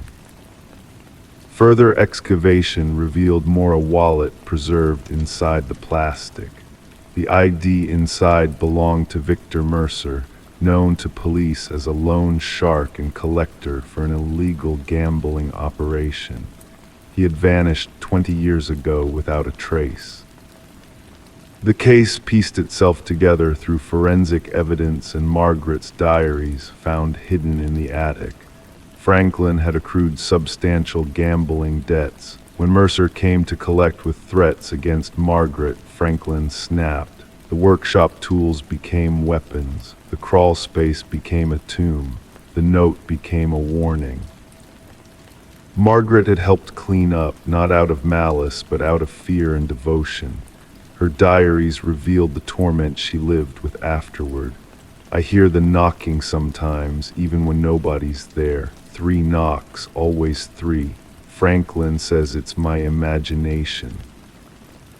After Franklin died of a heart attack, Margaret lived alone in the house, never remarrying, never moving, keeping the secret beneath her feet. Her diary entries became increasingly paranoid. The knocking continues. I fear someone knows. The case was officially closed. The remains of Victor Mercer were returned to his remaining family. Justice, cold and delayed, had finally been served. Sarah and Michael sold the house, unable to live with its history. It remains vacant, the renovations abandoned. Local rumors claim that sometimes, in the dead of night, 3 distinct knocks can be heard echoing through the empty halls. Whether it's the settling of old wood or something more sinister remains unknown. The note remains in evidence storage, its message a chilling reminder: don't trust the one who knocked. Margaret never specified whether she meant Mercer, Franklin, or perhaps someone else entirely, someone who had discovered their secret and used it to torment her in her final years. Some mysteries, Detective Reed noted in her final report, are never fully solved, even when we think we know the truth. Story 11. She wanted to repaint the nursery before the baby arrived. The walls were a faded blue, the kind that held years of stories beneath its layers. As she rolled on the first coat, the white paint revealed something beneath letters, barely visible at first, then sharper, clearer. A message scrawled beneath the surface. Don't let it hear you. Her breath caught. She stepped back, and that's when she saw it, tiny handprints in the fresh paint, too high on the wall for any child to have made. The discovery in the nursery of the Morgan residence marked the beginning of what investigators would later call the Whispering House case. The young couple had purchased the Victorian-style home just months before for what seemed like an impossibly low price. The real estate agent had mentioned minor cosmetic issues, but nothing about the property's dark history. Detective Sarah Klein pressed the doorbell, notebook in hand. A woman answered, her pregnant belly prominent beneath her paint-splattered overalls. Dark circles rimmed her eyes. She hadn't slept in days. The detective noted the woman's trembling hands as she recounted finding the message and the handprints. The previous owners moved away suddenly, the woman explained. The neighbors said they left in the middle of the night. No moving truck, just packed essentials in their car. The detective walked through the historic home, footsteps creaking against aged floorboards. Standing in the nursery, she examined the partially painted wall. The message was still visible where the new paint had been hastily abandoned. Next to it, 5 small handprints pressed into the wet paint, positioned at adult shoulder height. Back at the precinct, Detective Klein pulled records on the property. The house had changed hands 8 times in 30 years, an unusually high turnover. Each family had stayed less than 2 years. More disturbing were the child welfare reports filed for 3 of those families. Children reporting whispers from the walls and someone watching them sleep. The detective dug deeper, requesting construction records and historical documents. The house had once belonged to Eleanor Blackwood, a wealthy widow with no children of her own who had operated a small orphanage from the property during the early industrial era. Newspaper clippings referenced 5 children who had disappeared from her care. Authorities at the time suspected they had run away, common for orphans of that period. When Eleanor died, workers renovating the house discovered a sealed room behind the nursery wall.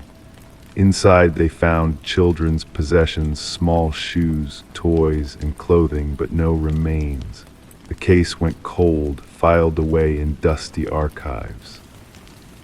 Detective Klein interviewed former residents, piecing together a disturbing pattern. Each family with children reported unusual occurrences: toys rearranged during the night, childish laughter echoing through empty hallways, and crayon drawings appearing on walls. Most dismissed these events as imagination until the writing appeared. The message varied slightly between accounts: don't let them find you, don't make a sound, don't let it hear you. Always the same handwriting, always revealed when repainting the nursery.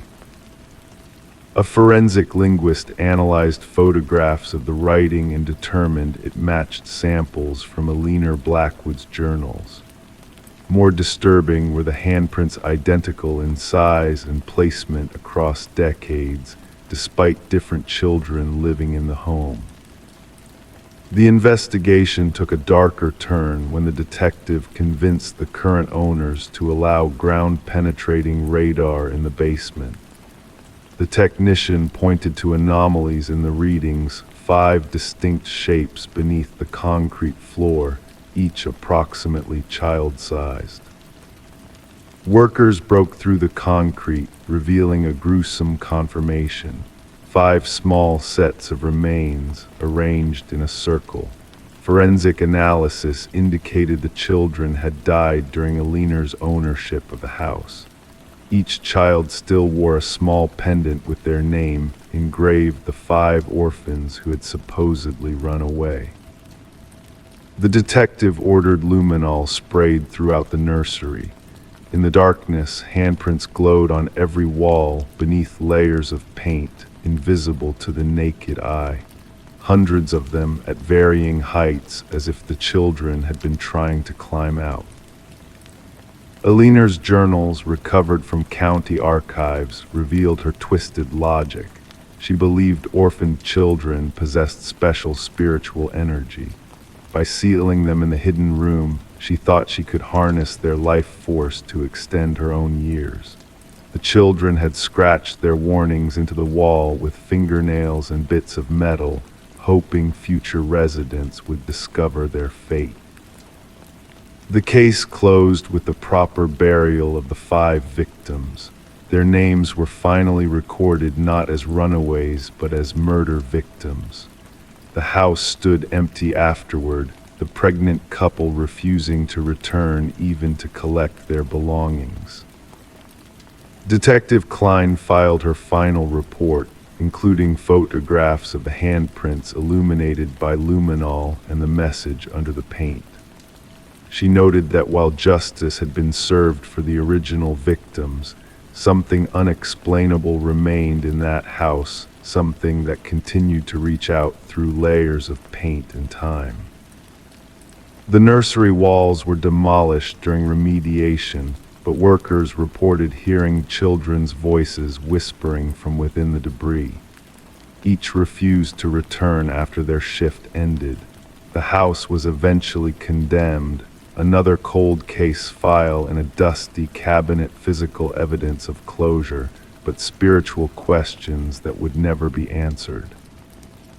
The detective kept one photograph from the case, 5 luminol handprints glowing in the darkness, a haunting reminder that some crimes leave impressions that no amount of fresh paint can cover. Story 12. The envelope was old, its edges yellowed, but the stamp was fresh, mailed just days ago. The detective opened it carefully.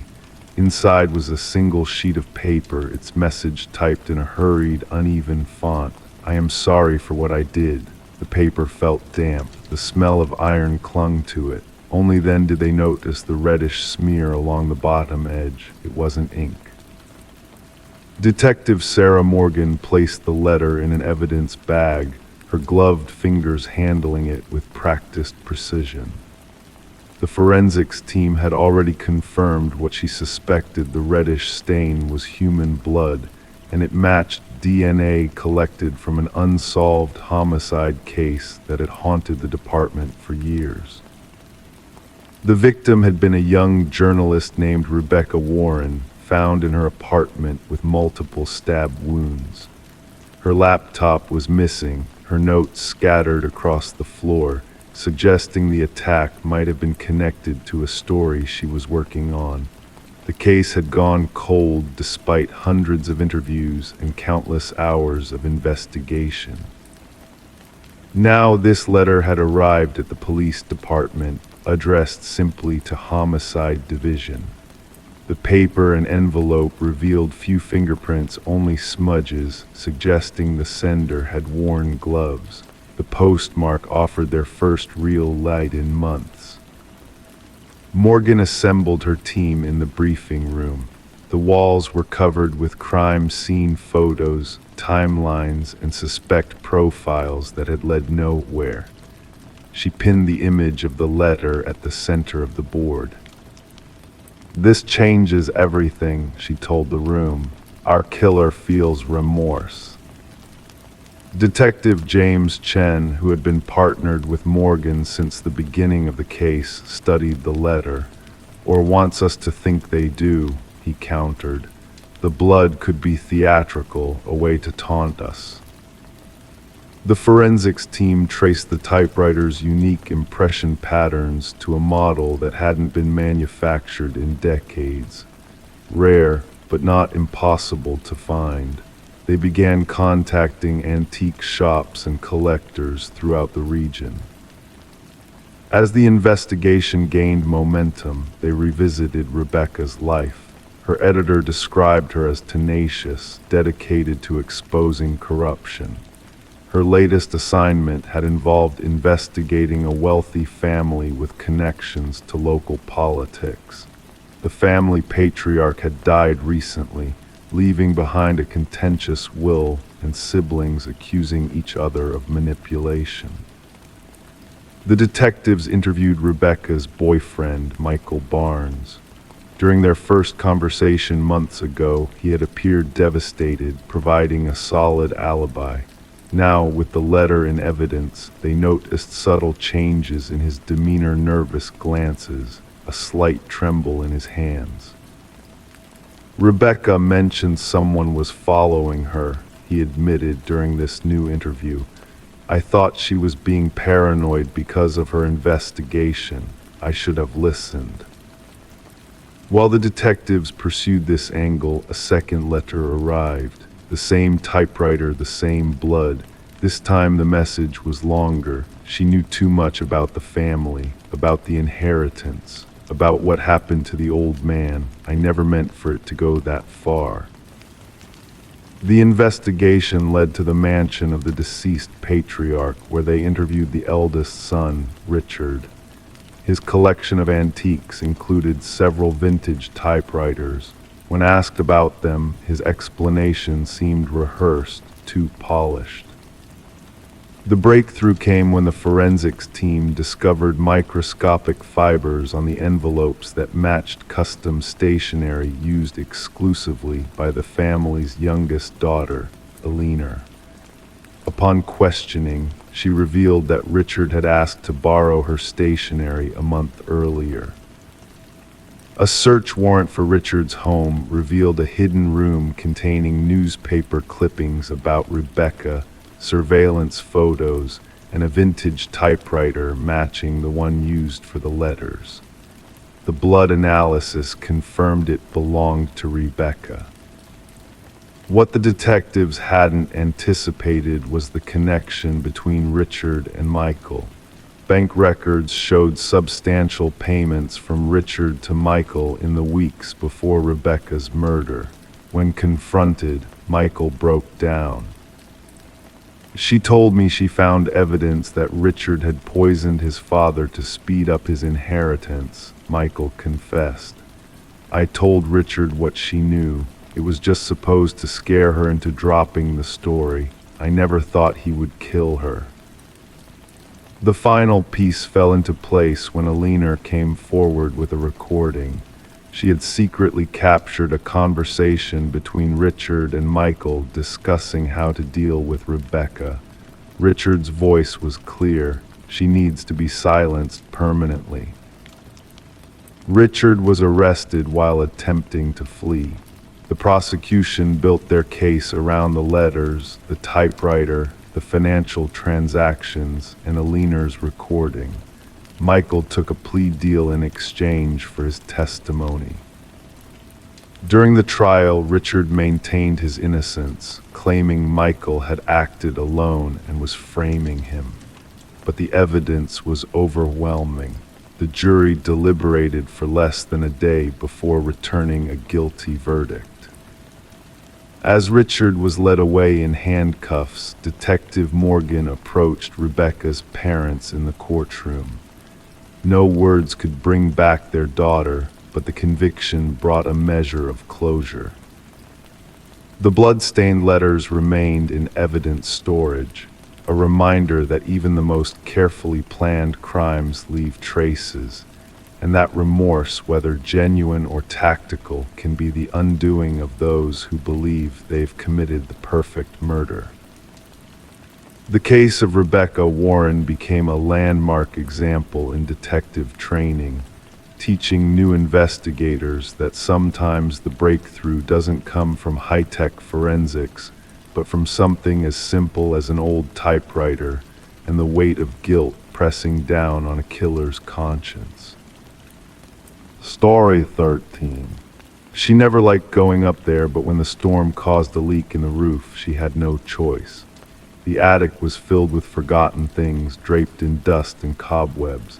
In the farthest corner sat an old dollhouse, eerily detailed, its tiny furniture meticulously placed. But as she peered inside, her stomach twisted. The figures inside weren't dolls. They were tiny, hand-carved replicas of her family. Each figure positioned exactly where they had been sitting downstairs, except for one. The figure meant to be her was standing by the attic door.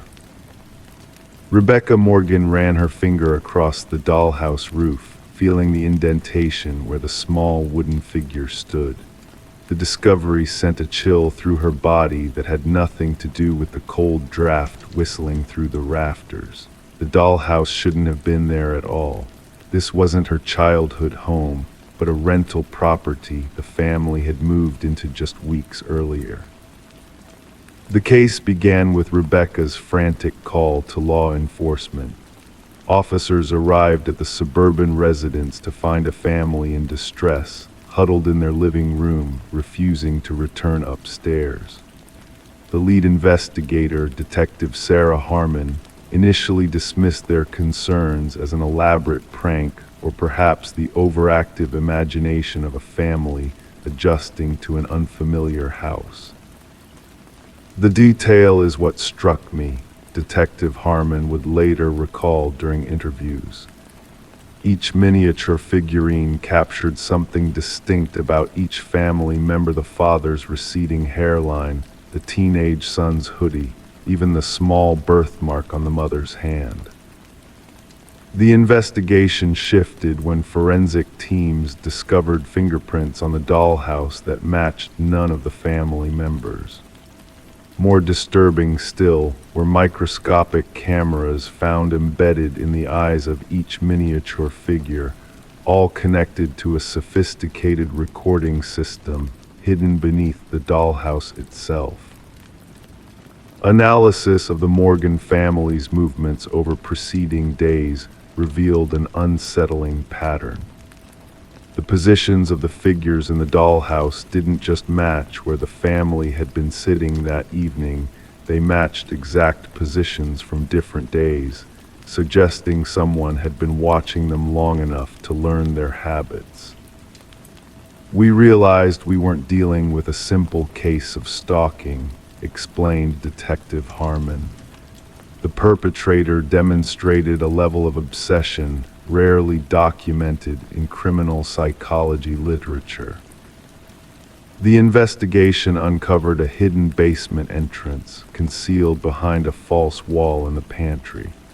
Inside, investigators found a makeshift living space with evidence someone had been residing there since before the Morgans moved in. Food wrappers, water bottles, and a sleeping bag suggested the intruder had been living underneath the family for weeks.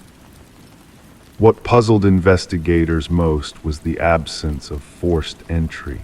Property records revealed the house had been vacant for nearly a year before the Morgans moved in.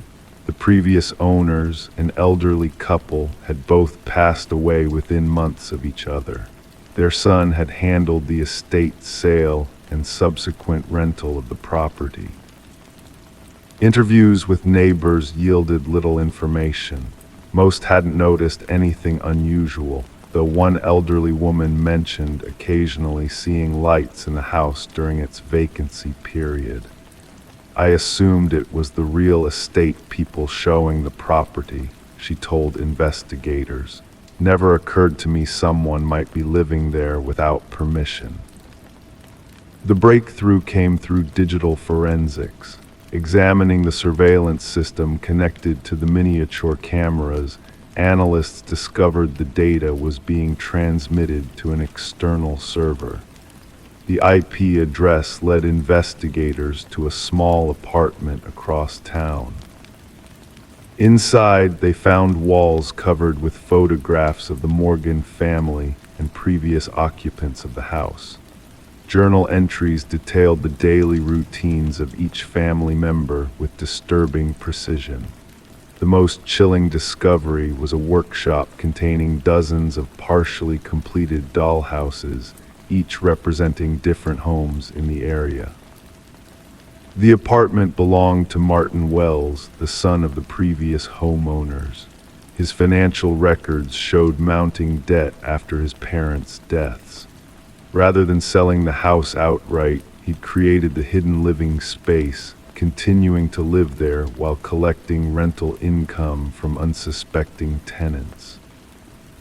The dollhouse was his control center, explained the forensic psychologist assigned to the case. Each figure represented someone he watched. The figure of Rebecca by the attic door wasn't a threat, it was his way of acknowledging her discovery of his surveillance system. During interrogation, Wells remained eerily calm as he described his motivation. They were living in my house, sleeping in my parents' bedroom. I needed to make sure they were treating it with respect. When asked about the positioned figures, he simply stated, I wanted them to know I was always watching. The psychological evaluation revealed a complex case of possessive delusion. Wells couldn't emotionally process losing his childhood home and created an elaborate system to maintain control over it.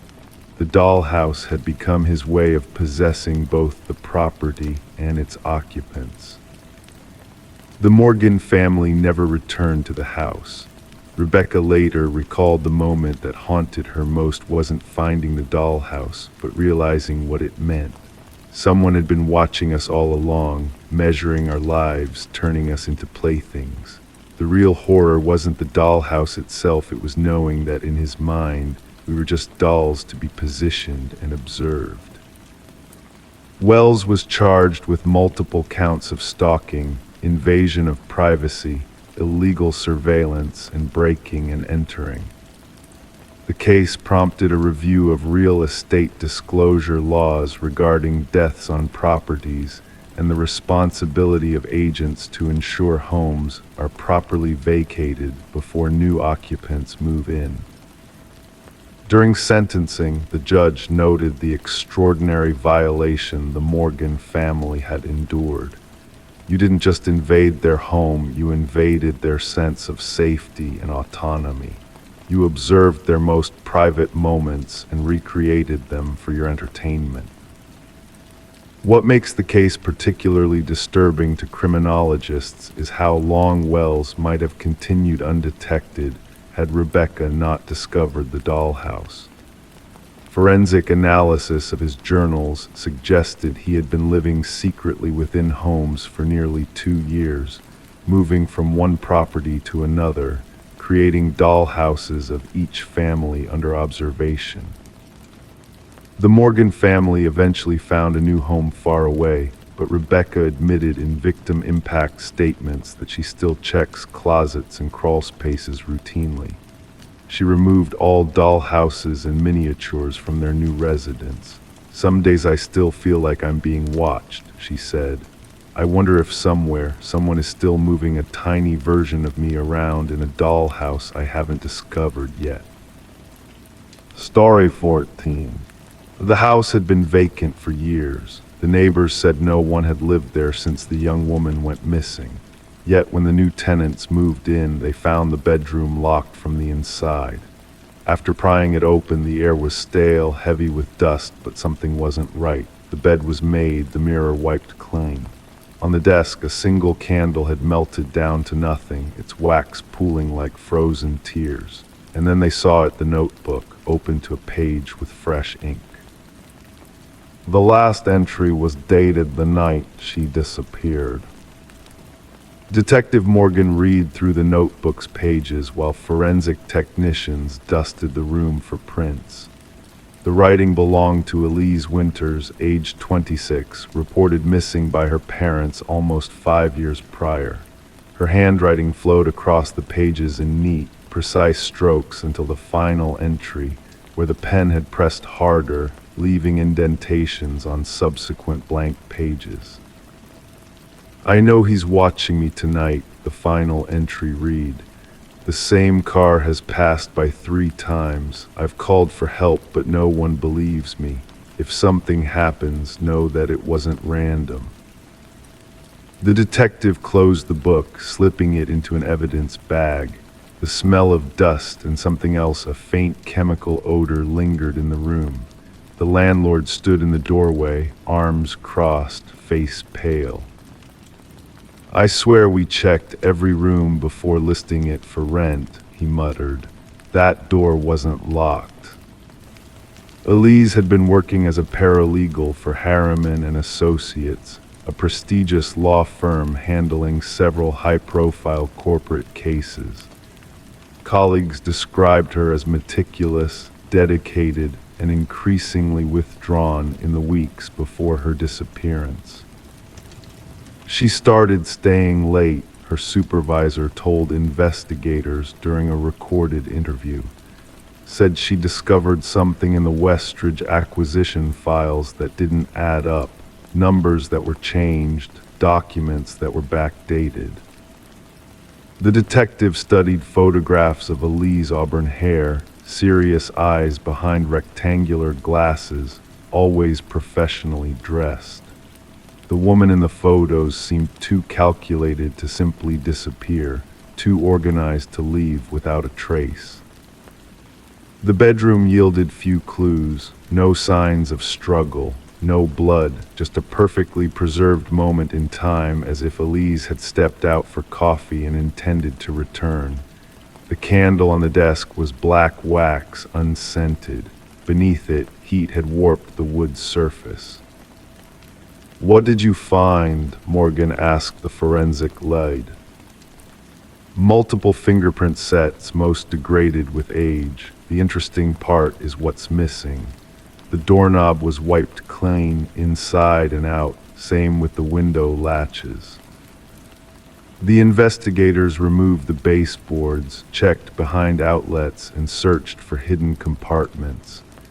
When they pulled up a loose floorboard near the closet, they found it a small waterproof case containing a flash drive and a key. The key opened a safe deposit box at Northern Trust Bank. Inside was a second flash drive and several folders of documents. The papers detailed financial transactions between Westridge Pharmaceuticals and offshore accounts linked to several partners at Harriman and Associates. Digital forensics recovered the contents of both drives. They contained audio recordings and spreadsheets documenting manipulated drug trial data for Westridge's flagship medication, Neurapax. The recordings featured Elise's voice and that of a man identified as Vincent Harriman, senior partner. "These numbers can't go public," Harriman said in one recording. "The side effects were present in almost 40% of patients, not 4% as we reported. If this gets out, the firm is finished and Westridge stock becomes worthless overnight." "People are dying," Elise responded. "The seizures are happening exactly as the original data predicted." "This conversation never happened," Harriman replied. "Remember, what we discuss happens inside these walls stays here, for everyone's protection." Detective Morgan connected with pharmaceutical regulators, who confirmed that Neurapax had been quietly pulled from the market after a cluster of patient deaths matched the side effects documented in Elise's hidden files. Investigators subpoenaed Harriman's personal and corporate records. They found nothing directly linking him to Elise's disappearance until they discovered charges for an industrial cleaning service at his vacation property the day after she vanished. When police searched the property, they found microscopic blood traces matching Elise's DNA profile despite the thorough cleaning. The evidence was circumstantial but damning. The mystery of the locked room remained unsolved until Morgan reviewed security footage from neighboring properties. A figure matching Harriman's build approached the house during heavy rain on the night Elise disappeared. The footage showed him entering, but never leaving through any visible exit. The detective returned to the bedroom with a structural engineer. Together they discovered a hidden passage in the back of the bedroom closet, connecting to maintenance tunnels that ran beneath several blocks of older homes in the neighborhood. The passage had been sealed with new drywall and painted to match the original wall. Vincent Harriman was arrested during a board meeting. When confronted with the evidence, he maintained his innocence, claiming Elise had been planning to leave the country with the documents. "She was unstable, paranoid," he told investigators. "She manufactured evidence to damage the firm after we passed her over for promotion." The jury disagreed. Footage recovered from Elise's own hidden camera, tucked inside a bookend on her shelf, showed Harriman entering her room that night. The recording ended abruptly with him approaching her desk where she sat writing. Prosecutors theorized that after killing Elise, Harriman locked the door from inside using a simple trick with string and a hook, escaping through the hidden passage. He had returned years later, before the new tenants arrived, to ensure nothing remained to implicate him. In doing so, he inadvertently preserved the scene exactly as investigators needed to find it. Harriman was convicted of first-degree murder despite no body ever being recovered. The pharmaceutical executives implicated in the fraud faced separate charges. The families of patients who died from Neurapax side effects filed a class action lawsuit that exposed systemic corruption. At the sentencing hearing, Elise's mother addressed the court. My daughter's room remained untouched, preserving the truth she gave her life to reveal. She never left that room, not really. Her pursuit of justice remained locked inside, waiting for someone to find it. The new tenants never moved in. The house stands empty once more, its secrets exposed but not forgotten. Locals avoid walking past it after dark. Some claim to see a light in the upstairs window, the bedroom where a young woman made her final stand against powerful men who thought their crimes would stay hidden forever. Justice came for Elise Winters, not in life, but in the evidence she left behind. The room she never truly left became both her tomb and her testimony. Story 15. The old box was buried under decades of junk in the attic, a forgotten relic of the house's previous owners. Inside were faded Polaroids, mostly of birthdays and family gatherings, normal, innocent, until she reached the last photo. It was taken in her living room, the same couch, the same curtains, but the family sitting there wasn't hers. And behind them, barely visible in the dim light, was a man standing in the hallway watching. Rebecca felt a chill creep up her spine as she studied the photograph. Her fingers trembled slightly, causing the edges of the Polaroid to vibrate. The family in the image, a woman with honey blonde hair, a man with thick glasses, and two children, smiled at the camera, unaware of the figure lurking in the shadows behind them. Their expressions frozen in a moment of happiness while danger stood just feet away. She carried the photo downstairs, the wooden steps creaking beneath her weight. The house had always felt too big, too empty since she'd moved in 4 months ago, but now it felt suffocating. Rebecca placed the photograph on her kitchen counter and stared at it under the harsh fluorescent light. The similarity was undeniable: the archway leading to the hallway, the distinctive crown molding, the bay window that let in the morning sun. This was her house, but these people were strangers. The detective arrived wearing a weathered leather jacket that had seen its fair share of crime scenes. Detective Morgan had deep-set eyes that missed nothing, scanning the photograph with methodical precision. He ran a gloved finger along the edge of the Polaroid, flipping it over to examine the blank back. "The family that sold you this house, the Nelsons, how much do you know about them?" he asked, his voice a low rumble. "Almost nothing," Rebecca admitted.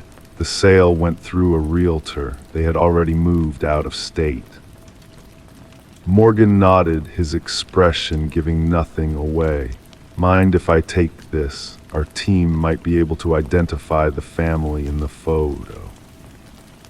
The investigation began quietly.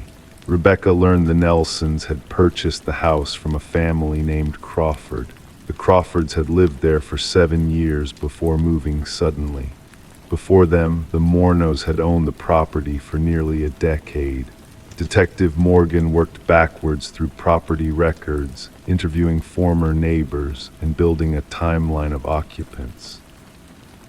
The break came unexpectedly. A former mail carrier recognized the family in the photo. "That's the Sutherlands," he said with certainty. "They lived in that house for only about a year, then they just disappeared. Mail piled up for weeks before being returned. Everyone assumed they moved without telling anyone." The Sutherland family had vanished without a trace. 4 people gone, no change of address, no records of enrollment in new schools for the children. Their cars were never found, bank accounts untouched, as if they had simply ceased to exist.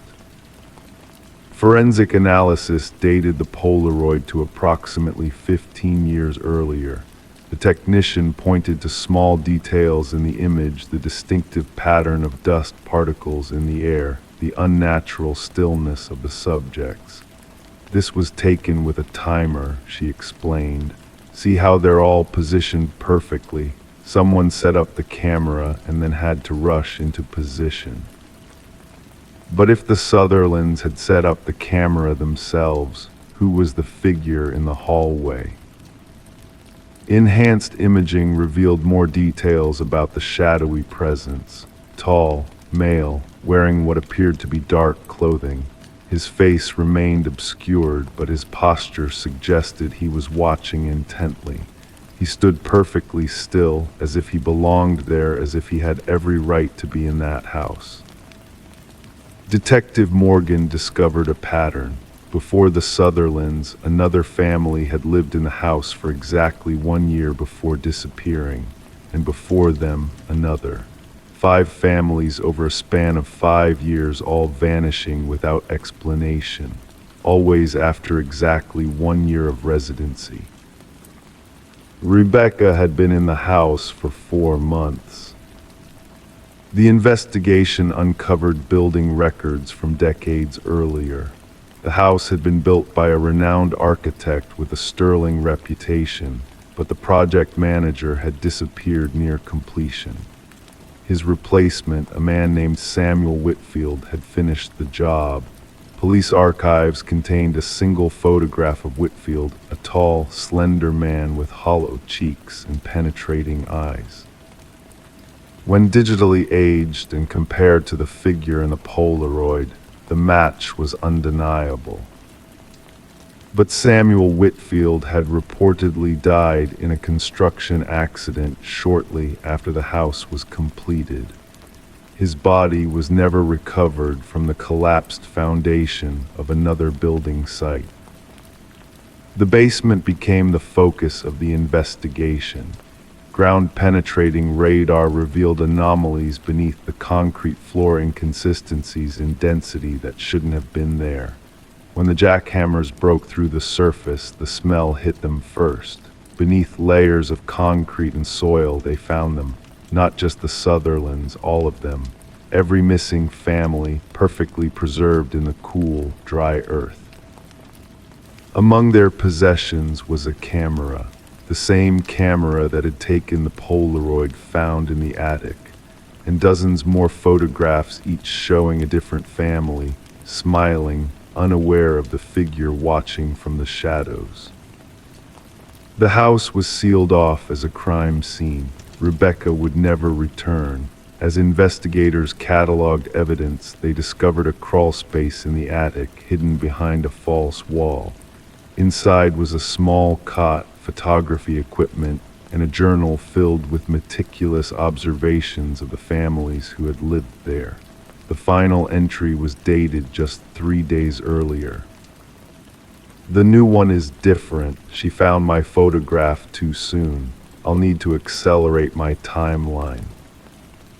Rebecca moved to a hotel under police protection. Her phone rang during the night, waking her from a fitful sleep. When she answered, there was only the sound of breathing, then a click, followed by the mechanical whir of a Polaroid camera ejecting a photo. The investigation continues to this day. The house stands empty, its windows dark, its secrets not fully revealed. No one has been able to locate Samuel Whitfield, if that was ever his real name. Some investigators believe he died decades ago, while others insist he simply moved on to a new location, a new identity, a new house. And somewhere in a darkened room, photographs are developing new families, new homes, new watchers in the shadows. The only certainty is that those who seek the truth about the man in the photograph are now being watched themselves. Story 16. The apartment had been empty for months. The new tenants weren't expecting much when they moved in, just dust, maybe some forgotten furniture. But one door wouldn't budge. It was a closet, locked from the inside. When the landlord finally forced it open, they expected old coats or junk. Instead, they found something chilling. The walls were covered in scratches, deep, uneven lines carved desperately into the wood. And in the corner, an old flip phone, its battery long dead, except for the single unread message still glowing on the screen. Detective Morgan Shaw had seen many disturbing scenes throughout her career.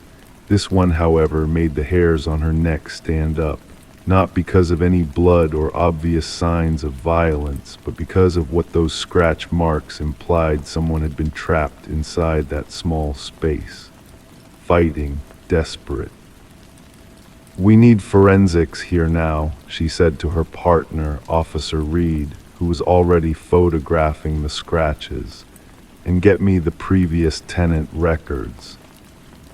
The message on the phone simply read, "I know what you did." The landlord, a nervous man with perpetually damp palms, claimed the previous tenant had moved out without notice, leaving behind rent. A young woman, quiet type, kept to herself, left maybe 6 months ago. His eyes darted around, avoiding the closet, never caused trouble. Forensics revealed multiple blood samples embedded in the wall scratches. Most matched a single person, presumably the previous tenant, Emma Caldwell, aged 28, reported missing by her workplace when she stopped showing up. But 2 other DNA samples were found. One remained unidentified in the system. The other belonged to someone who had supposedly been dead for 2 years. "This can't be right," Shaw muttered, staring at the lab report. Derek Mercer, convicted of assault 5 years ago, had reportedly died in a car accident. His dental records had confirmed the identification, yet his DNA was fresh on the closet walls. Emma's apartment told a story of interrupted life. Mail piled up, unwashed coffee mug in the sink, bed neatly made. Her phone records showed a pattern, calls with her sister twice weekly until they suddenly stopped, and dozens of calls from an unknown number in the weeks before her disappearance. The sister says Emma mentioned a new boyfriend, Officer Reed reported. Never gave a name, just said he was intense and private. Surveillance footage from a convenience store near the apartment complex showed Emma entering her building one night, followed minutes later by a man in a baseball cap, face carefully angled away from cameras. The break came when forensics found partial fingerprints on the inside doorknob of the closet prints belonging to Derek Mercer. He faked his death, Shaw concluded. Question is why and what's his connection to Emma? The unidentified DNA sample led them to another missing persons case. Lynette Porter, who disappeared 3 years prior. Her case had gone cold, but her description matched a woman neighbors had seen visiting Emma's apartment several times. Shaw pieced it together while reviewing traffic camera footage. A car registered to Derek Mercer's mother was spotted near Emma's apartment building multiple times. The driver matched Derek's height and build.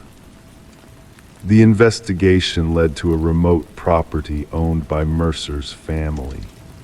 Behind heavy basement doors, they found Lynette Porter alive but severely malnourished, kept in conditions mirroring the closet where Emma had been trapped. "He made me watch," she whispered, eyes vacant. "Said I needed to learn what happens to girls who try to leave." Evidence mounted, journals detailing Mercer's obsession with control, photographs of women who matched Emma and Lynette's appearance, and most damning video recordings of Mercer forcing Emma into the closet. "She thought she could tell people about me," his voice said on the recording. "About us, nobody reveals my secrets." The manhunt for Derek Mercer stretched across jurisdictions. While authorities searched, forensic psychologists constructed a profile that chilled investigators. Mercer didn't just want to kill, he wanted to create suffering, to watch hope drain away in confined spaces. When they finally captured him at a bus terminal, Mercer was carrying a new identity and ticket to a coastal destination. In his backpack, a roll of duct tape, a hunting knife, and a newspaper clipping about Emma's disappearance. During interrogation, Mercer maintained a calm, almost pleasant demeanor. "She sent that text message herself," he said about the phone. "She wanted someone to find her, but she didn't deserve rescue." The trial revealed the elaborate scheme Mercer had created to fake his death, using dental records from a homeless man who matched his physical description. For 2 years, he had lived under the radar, targeting women who resembled his first victim. Emma's body was never found. Forensic evidence suggested she had eventually died in that closet, scratching desperately at walls that would never yield. The message on the phone had been her last attempt to implicate her killer. She had texted it to herself from Mercer's phone while he slept, knowing her battery would preserve it when the phone eventually shut down. The jury deliberated for just 4 hours before returning a guilty verdict on all counts. As the judge delivered a life sentence without possibility of parole, Mercer smiled slightly, as if the outcome satisfied some private logic only he understood. At the sentencing, Lynette Porter addressed the court. "He locked us in small spaces because that's where his mind lives, trapped in darkness. But while he rots in his cell, I'll be standing in the sun." The case transformed department protocol for missing persons investigations, particularly focusing on relationship patterns and rental property searches. Detective Shaw kept the closet door from Emma's apartment mounted on her office wall, a reminder that sometimes the most terrifying crime scenes aren't covered in blood, but in the desperate marks of someone fighting to survive. Story 17. The realtor's listing mentioned no basement. The blueprints showed no record of it. And yet when the family pulled up the old carpet, they found a door hidden underneath. A heavy, rusted handle. It took 3 of them to pry it open. Stale air rushed up to greet them, thick with the scent of damp earth. Steps led downward into darkness. They expected storage. Instead, they found a chair, a single light bulb swaying above it, and on the wall behind, a row of photographs of them. Pictures taken from inside their own home. The Mercer family had moved into the suburban property during winter, when darkness fell early and the neighborhood trees stood bare against the cold sky. The 2-story structure with its faded siding and creaking floors had character, they'd told themselves, character and history. What they hadn't anticipated was exactly how much history the house contained, or how violently it would intersect with their present. Detective Sarah Connors arrived at the property with her partner, the crime scene unit already securing the perimeter with yellow tape that fluttered in the wind. The call had come in from Mrs. Mercer, her voice trembling as she described what they'd found beneath their living room floor. "We need to document everything before anyone else goes down there," Connors instructed, pulling latex gloves over her hands with practiced precision. The camera flashes illuminated the stairwell in bursts as the forensic team captured the scene. The wooden steps groaned under their weight. The basement itself was small, roughly the size of a standard bedroom, with concrete walls painted a flat gray. The single chair sat bolted to the floor in the center of the space. Above it, the bare bulb cast harsh shadows across the room, spinning slowly from an invisible draft. But it was the wall of photographs that commanded attention, 37 images in total, meticulously arranged in chronological order. "These date back nearly 4 weeks, Connor's partner noted, examining the timestamps written on the backs of the prints. Look at this one, Mrs. Mercer asleep on the couch, Mr. Mercer at the kitchen table, the kids in their bedrooms. The investigation revealed no signs of forced entry, no broken windows or picked locks. The security system had never triggered. Nothing had been stolen. Only privacy had been taken, along with any sense of safety the family might have felt. Forensics found multiple fingerprints throughout the basement space, most belonging to previous owners of the property. Records showed the house had changed hands 6 times in the past decade, each family staying less than a year before selling at increasingly lower prices. None had mentioned discovering a basement. "We need to talk to every previous owner," Connors directed, flipping through her notepad. The case grew more disturbing as they traced the history backward. The property records showed inconsistencies, blueprints altered between sales, permits filed then withdrawn, inspection reports with entire sections redacted. The breakthrough came when they interviewed the contractor who had renovated the house 7 years prior. His face drained of color when shown photos of the basement. "That room doesn't exist," he insisted, his hands trembling. "I gutted that place down to the foundation. There was no basement, no door, nothing under the living room except dirt and concrete." Digital forensics extracted data from the memory card found hidden inside the light fixture. Hundreds more images populated their evidence boards, not just of the Mercers, but of previous families. Children sleeping, parents arguing, intimate moments, mundane routines, all captured by someone who should not have been there. The case took an even darker turn when audio files were recovered from a weatherproof box buried in a corner of the basement. Voice recordings of conversations held in the master bedroom, the kitchen, the living room. The sound quality suggested sophisticated microphones hidden throughout the house, though none had been found during the initial search. "We need to tear out every wall," Connors ordered, her voice tight with urgency. "Check inside the air vents, light fixtures, electrical outlets. Whoever did this has been watching these families for years." Behind the wall of photographs, investigators discovered a narrow passage leading to a small monitoring station. A desk, a chair, a laptop connected to a series of wireless cameras, and a journal, its pages filled with meticulous observations about each family that had lived in the house. Their habits, their schedules, their arguments, their vulnerabilities. The handwriting matched samples from the property's original builder, a man named Edward Kelvin.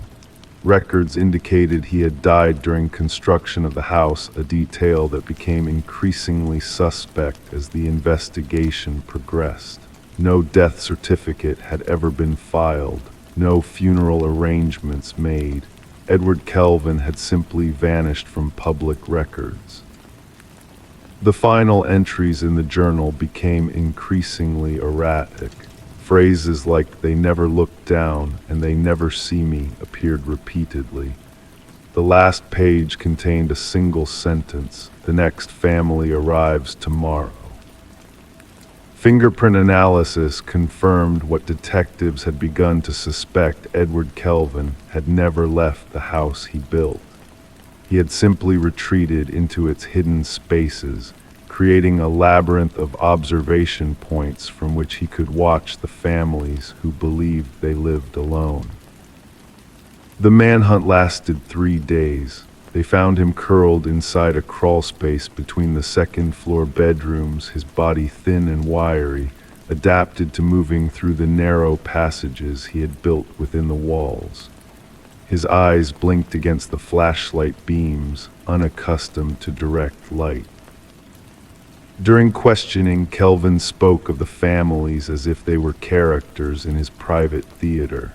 He described watching them with the clinical detachment of a scientist observing specimens. He had never touched them, never stolen from them, never directly interfered with their lives. He had only watched, recorded, documented. "They invited me in," he told investigators, his voice soft and reasonable. "They signed the papers, they became mine." The psychological evaluation determined Kelvin suffered from severe delusions, believing himself to be a guardian of the house rather than an intruder. The families were merely temporary guests in what he considered his permanent home. The Mercer family never returned to the property. Like those before them, they abandoned their belongings, taking only what they could carry in suitcases. The house remained empty as the case moved through the criminal justice system. The trial revealed the true extent of Kelvin's surveillance network, hidden rooms accessible only through crawl spaces, observation points built into the structure itself, all meticulously planned before the first brick was laid. The house had been designed from the beginning as a viewing apparatus, its residents unknowing participants in Kelvin's obsessive documentation. When the jury delivered their verdict, Kelvin showed no reaction. He had already retreated into the architecture of his mind, where he could still move unseen through the passages of the house that existed now only in memory. The property was eventually demolished, the ground beneath it excavated and filled. But for the families who had lived there, the violation continued. They remained haunted not by what had been taken from them, but by what they had never known was their watching, listening, recording their most private moments from within walls they had trusted to keep them safe. Sometimes in quiet moments they found themselves glancing up at air vents, light fixtures, the corners where walls met ceilings, wondering if they were truly alone now, wondering if they ever had been. Story 18. The apartment was old, the heating system groaned, the pipes rattled. It was nothing unusual. At least that's what she told herself until she heard it. A voice, faint but distinct, carried through the vents. It wasn't the usual murmurs of a neighbor on the phone. It was whispering, calling her name. She pressed her ear against the grate, heart pounding. A breath of cold air rushed past her cheek, and then softly, almost playfully, "I know you can hear me." Detective Morgan Shaw stood motionless in the center of the vacant apartment, her gaze fixed on the rusted vent cover that had been pried from the wall. The forensics team worked methodically around her, cameras flashing as they documented the scene.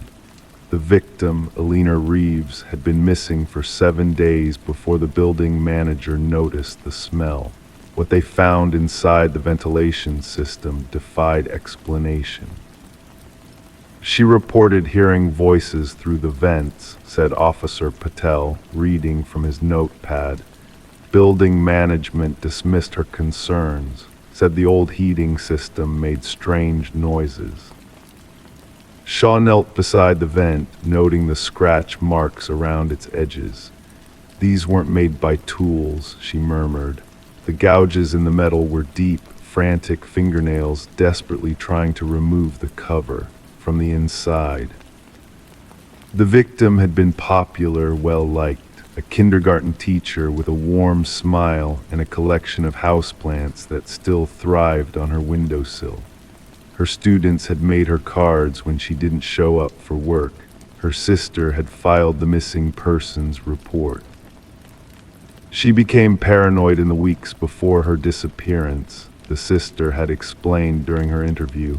Her voice trembled as she spoke. Alina was convinced someone was watching her, speaking to her through the vents in her apartment. "I thought it was stress from work." Shaw studied the apartment with new eyes, the perfectly made bed, the unwashed coffee mug in the sink, the chair positioned directly beneath the vent, as if someone had been sitting there listening. The forensics report revealed unexpected details. Fibers caught in the vent grating matched those from the victim's favorite cardigan. A partial fingerprint, not Aliner's, was found on the inside of the vent cover. Most disturbing were the audio recordings recovered from Aliner's phone. Shaw listened to them alone in her car, the rain drumming against the roof. Aliner's voice came first, hesitant and frightened. "If you're real, say something." Silence stretched for 20 seconds before a response came, a whisper so faint Shaw had to turn the volume to maximum. "Aliner, sweet Aliner, let me in." The background check on the building yielded unsettling history. 7 tenants had vacated the apartment in the past decade, each breaking their lease early. 2 had filed complaints about noises in the walls. 1 had been treated for carbon monoxide poisoning, claiming hallucinations of voices calling from the vents. The building superintendent, a man named Harold Weber, had worked there for 15 years. His personnel file showed no red flags, though Shaw noted he possessed keys to every apartment. During questioning, he maintained an unnerving calmness. "The building makes noises," he said with a shrug. "People get spooked. Nothing supernatural about old pipes and settling foundations." But when Shaw asked about the previous tenants of apartment 4B, his demeanor shifted subtly. A tightening around the eyes, a slight tension in his shoulders.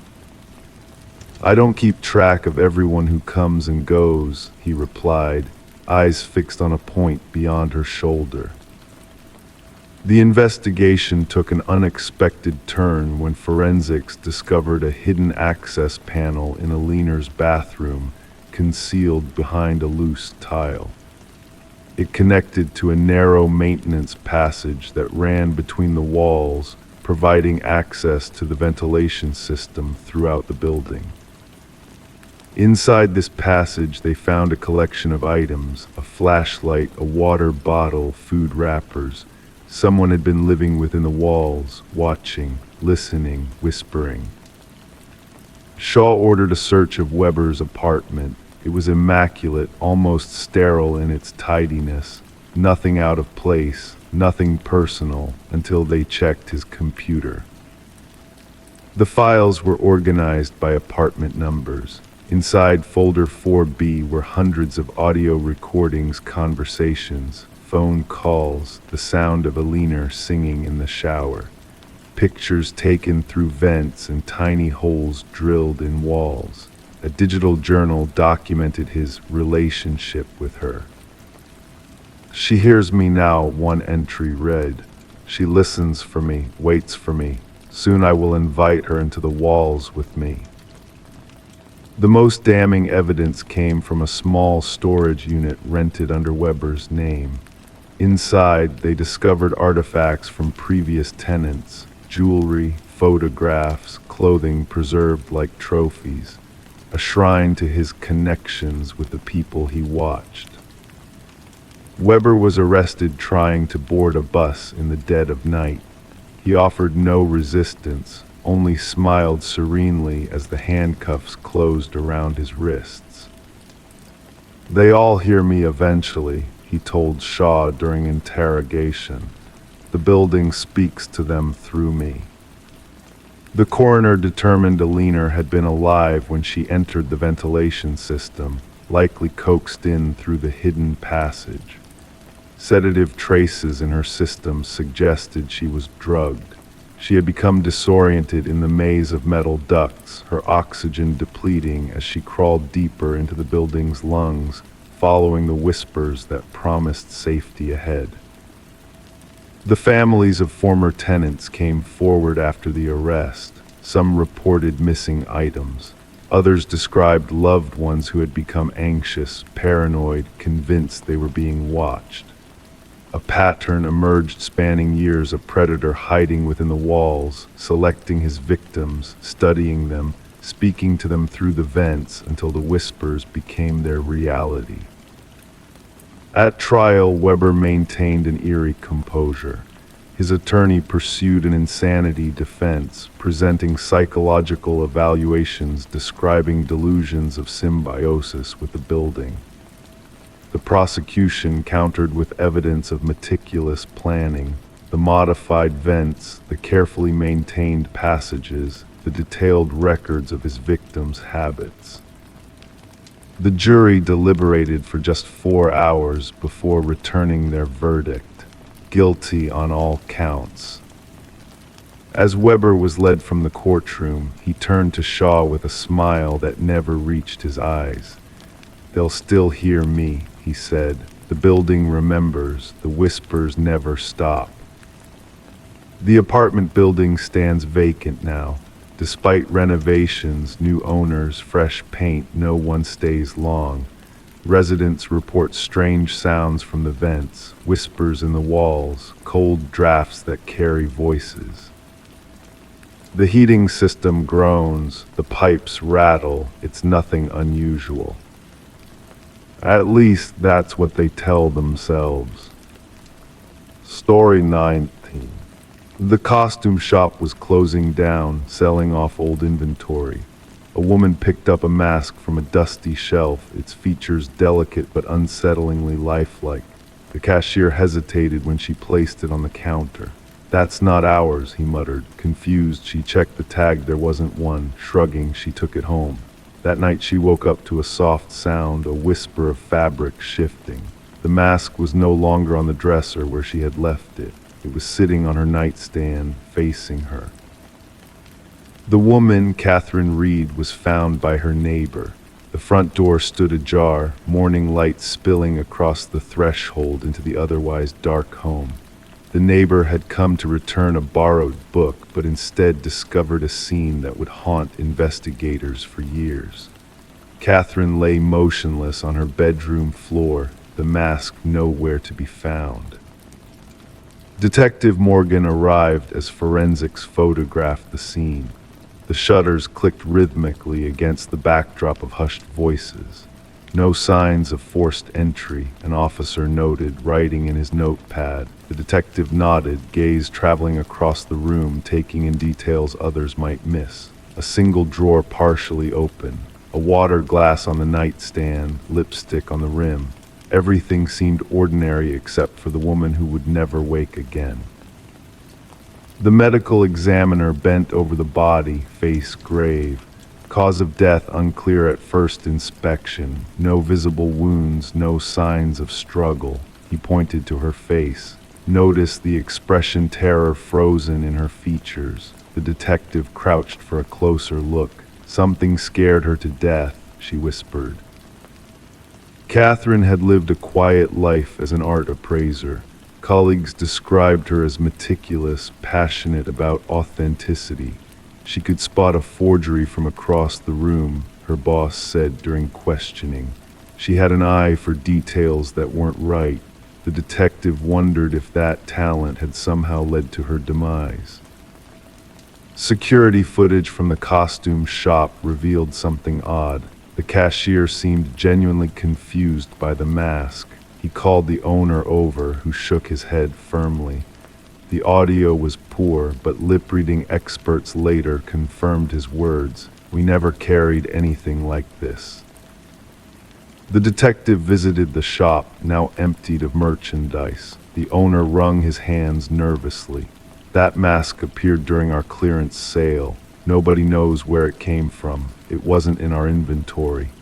When pressed further, he admitted, "Things like this happened occasionally after we acquired items from the estate sale of a collector who died under strange circumstances."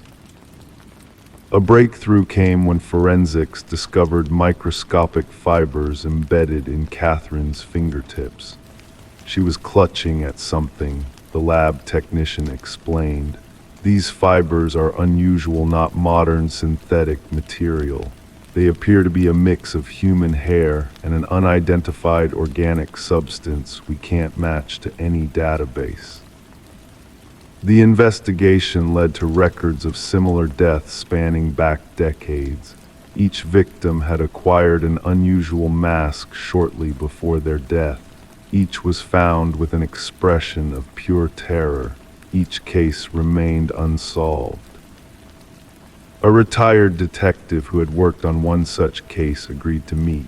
They sat in a dimly lit room, his hands trembling slightly as he pushed a yellowed file across the table. "We found something written inside each mask, behind the interior lining," he said. "Ancient symbols. A scholar we consulted believed they were tied to a ritual involving soul transference." The breakthrough came from an unexpected source. A journal was discovered hidden in Catherine's apartment behind a loose baseboard. Her final entry described feeling watched, sensing a presence in her home. She wrote about researching the mask's origins after the cashier's strange reaction.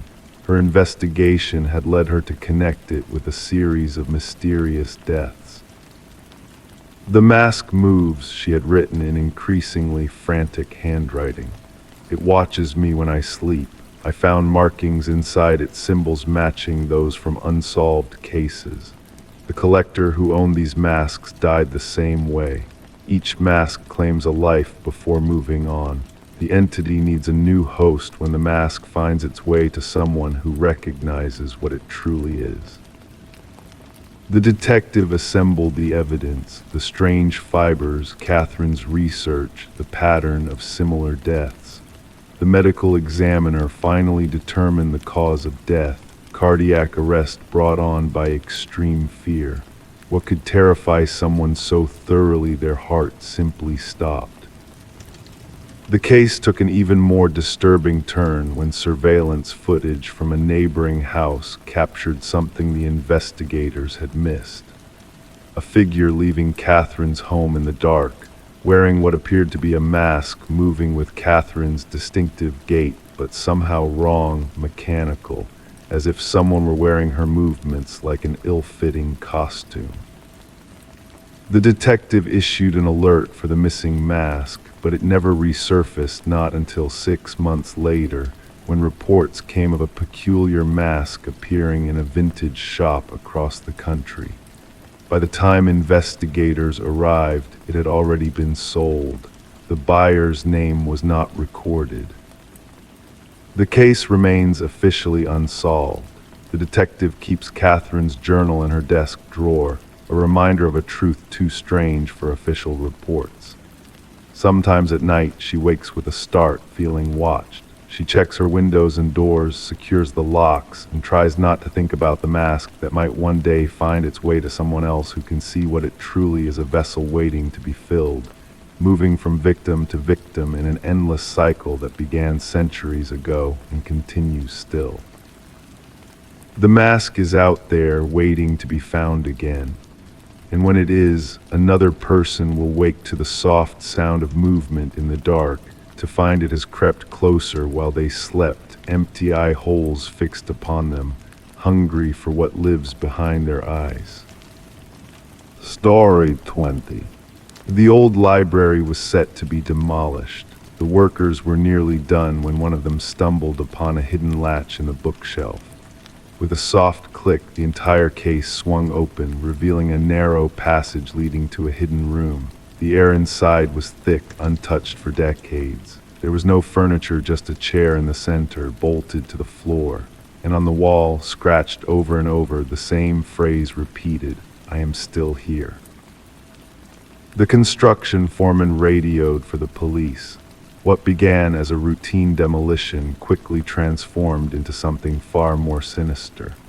The responding detective, Morgan Walsh, had seen his share of unusual crime scenes during his 20 years on the force, but nothing quite like this.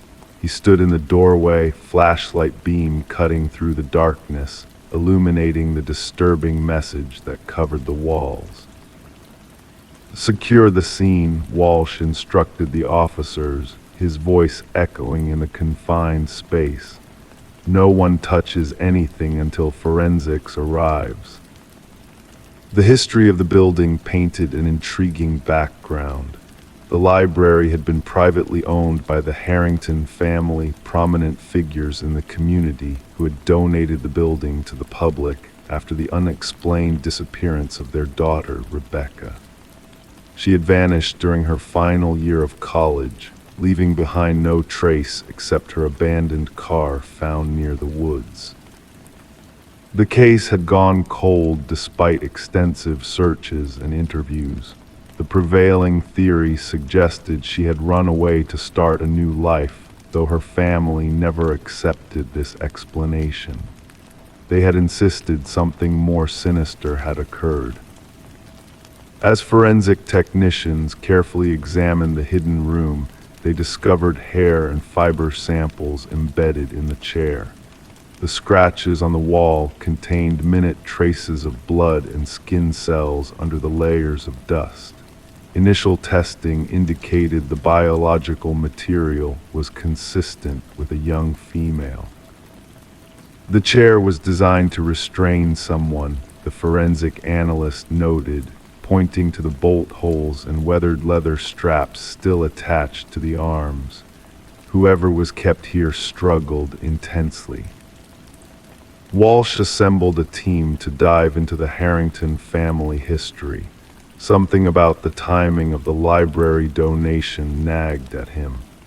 It had been gifted to the community merely weeks after Rebecca's disappearance, a peculiar coincidence that now seemed potentially significant.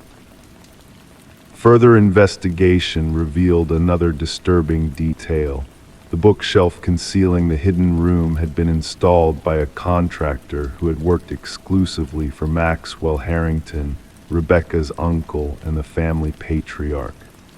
Financial records showed substantial payments to this contractor, far exceeding standard renovation costs. Former library staff were interviewed, each expressing shock at the discovery. None had known about the hidden space, though one elderly librarian recalled Maxwell spending countless hours alone in that section of the building after hours. She had assumed he was merely an avid reader seeking privacy. Maxwell always insisted that particular section remain untouched during renovations, she told investigators. He claimed the original woodwork was historically significant and irreplaceable. The investigation intensified when forensic results confirmed the DNA from the hidden room matched samples from Rebecca's hairbrush recovered from her old bedroom. The timeline became clearer and more disturbing. Rebecca had not run away. She had been imprisoned behind the bookshelf, potentially by someone within her own family. Detectives obtained a warrant to search the Harrington estate. In Maxwell's study, they discovered a leather-bound journal hidden in a false bottom drawer. The journal contained detailed entries spanning several months, describing an unhealthy obsession with his niece. The final entry was the most chilling. She threatened to tell everyone, "I cannot allow that. The room will hold her until she understands."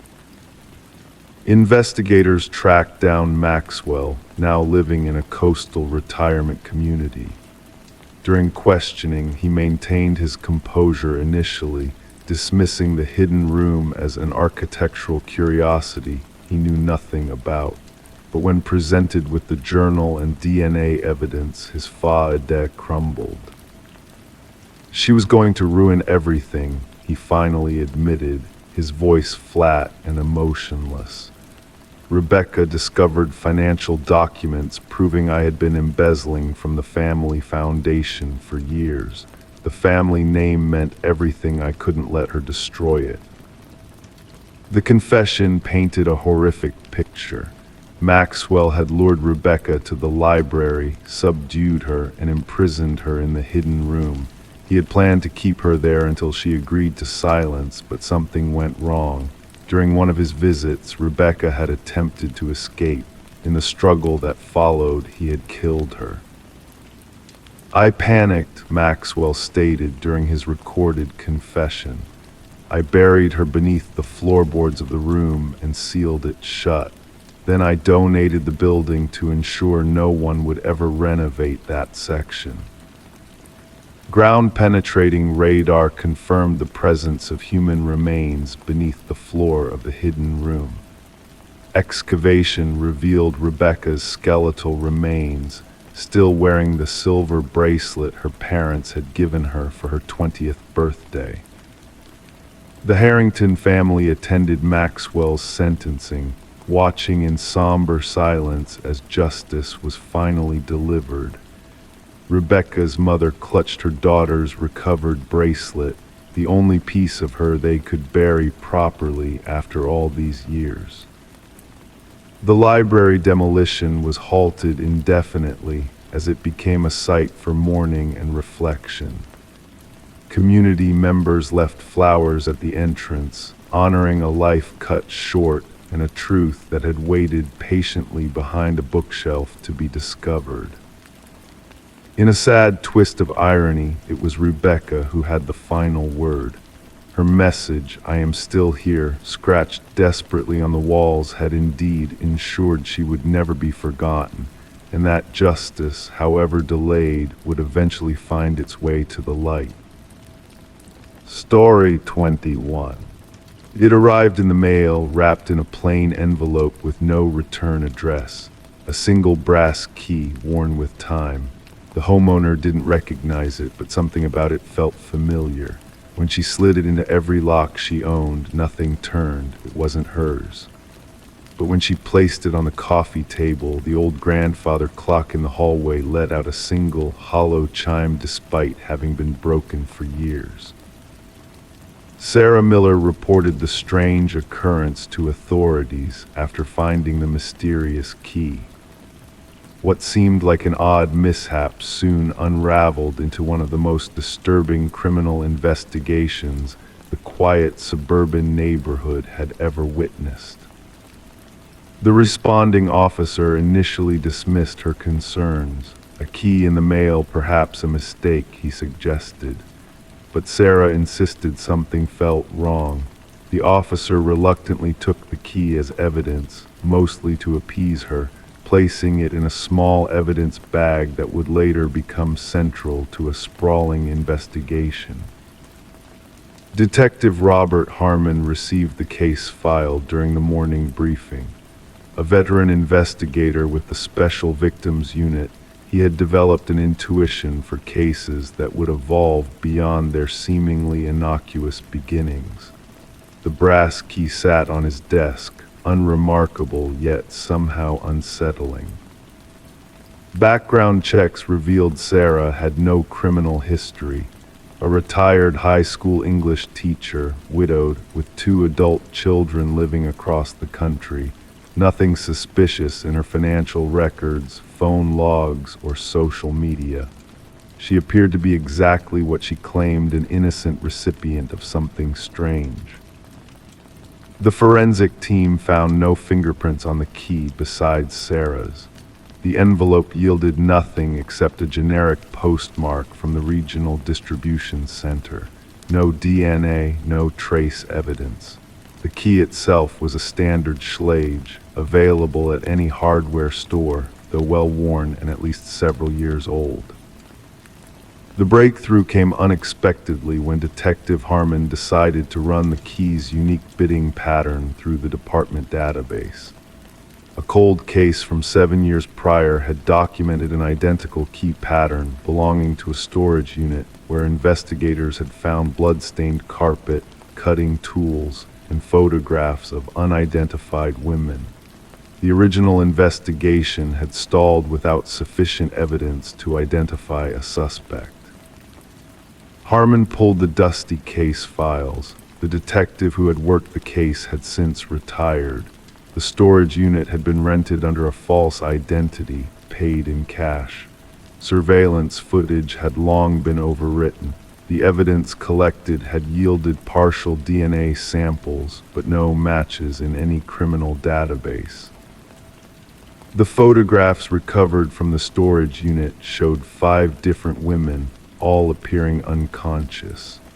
Only 3 had been identified during the original investigation, all reported missing but never found. Their cases remained open, classified as suspected homicides without bodies. Sarah Miller recognized none of the women when shown the photographs. She grew increasingly anxious as the investigation proceeded, installing new locks and a security system in her home. The question lingered, why had someone sent her this key? Harmon ordered a fresh analysis of the original evidence using newer techniques. The partial DNA sample was expanded and run through genealogical databases. This yielded a distant familial match, a second cousin twice removed from the suspect. Working backward through family trees, investigators narrowed their focus to Harold Jenkins, who had lived 2 streets away from Sarah Miller until moving away approximately 6 years ago. His current whereabouts were unknown.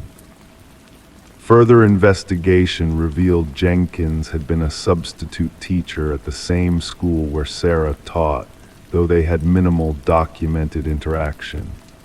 His employment records showed scattered work history, long unexplained gaps, and frequent relocations. His former residence yielded nothing unusual upon inspection. Neighbors described him as quiet, unremarkable, someone who kept to himself, the common refrain that often follows revelations about predators hiding in plain sight.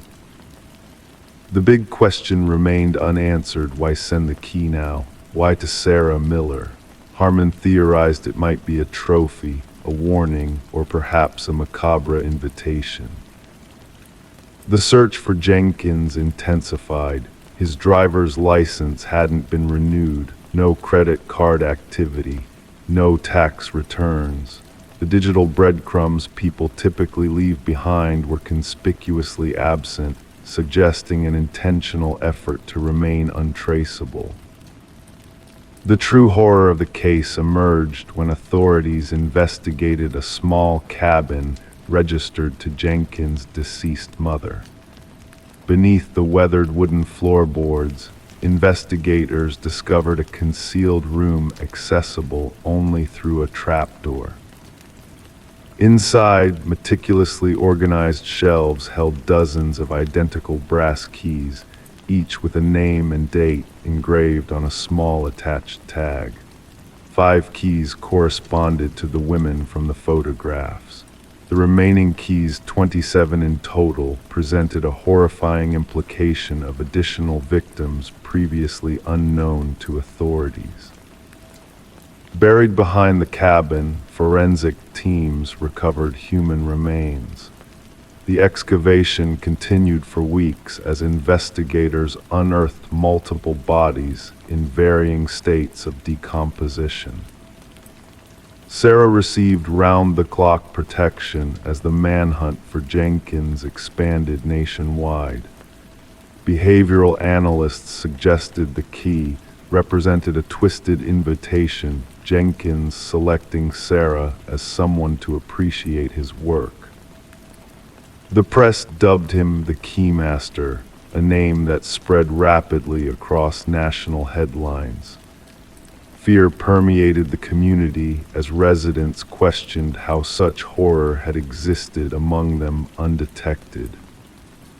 Detection dogs tracked a scent from the cabin into the surrounding wilderness. Search teams combed dense forest areas. Thermal imaging drones scanned terrain too dangerous for ground teams. The manhunt became one of the largest in regional history. A wildlife photographer hiking in remote woods captured an image of someone matching Jenkins' description. The grainy photograph showed a bearded man with hollow eyes carrying a backpack, heading deeper into the wilderness.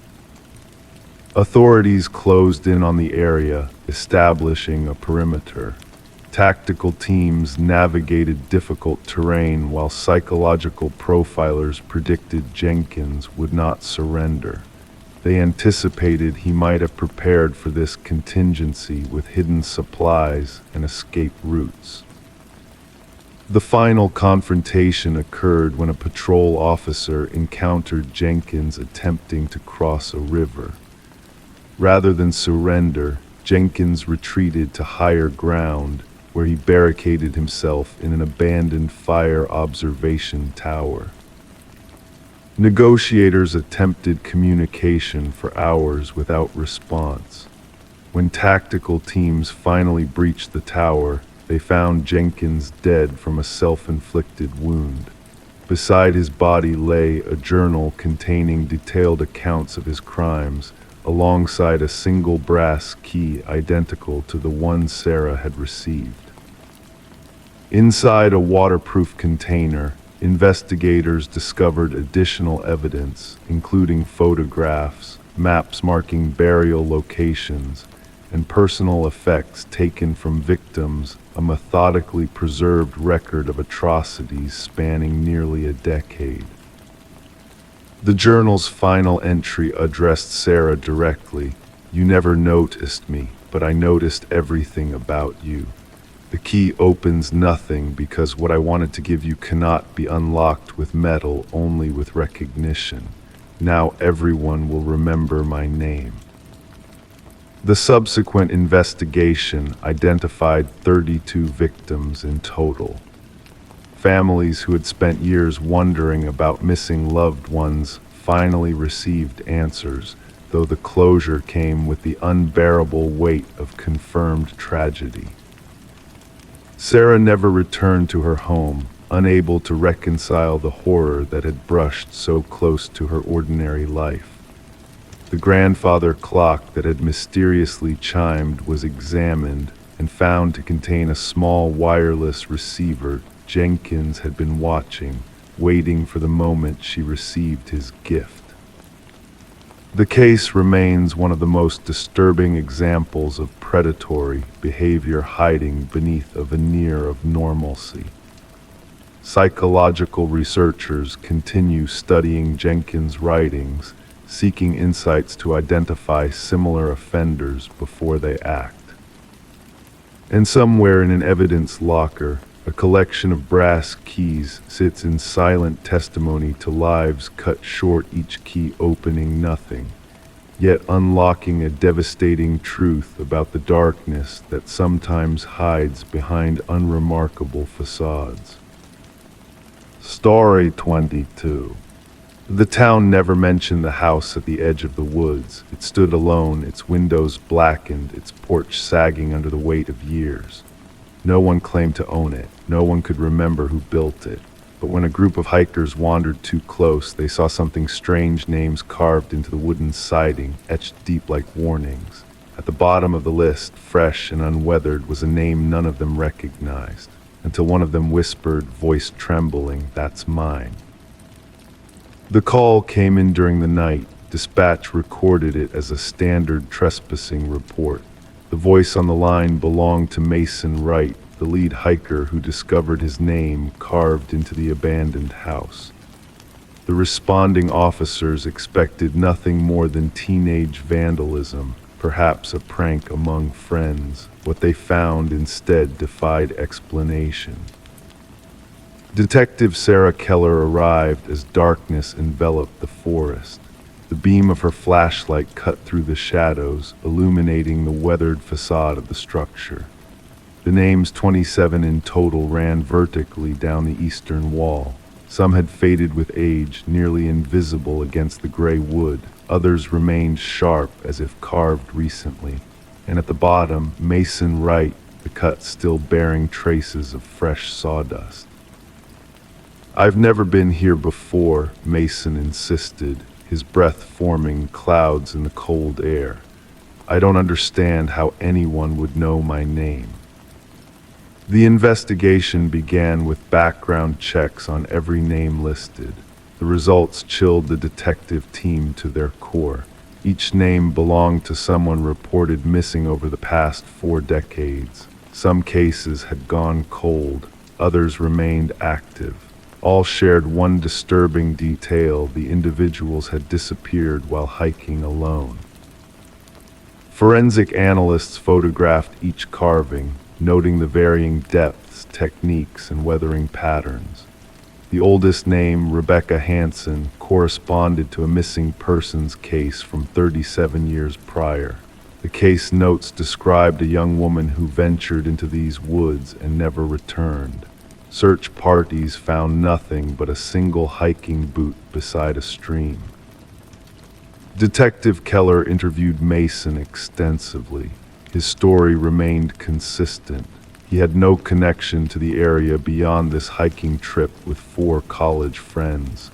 They had chosen the trail randomly, based on an online recommendation. Nothing about his background linked him to any of the other names on the wall. The investigation shifted focus to Mason's companions. Emily Chen, the group photographer, provided pictures taken throughout their hike. In reviewing the images, analysts noticed something disturbing. A blurred figure appeared in the background of 3 separate photos. The shape resembled a tall, thin man, always partially obscured by trees. "We never saw anyone else on the trail," Emily insisted. "We would have remembered." Detective Keller ordered a search of the house interior.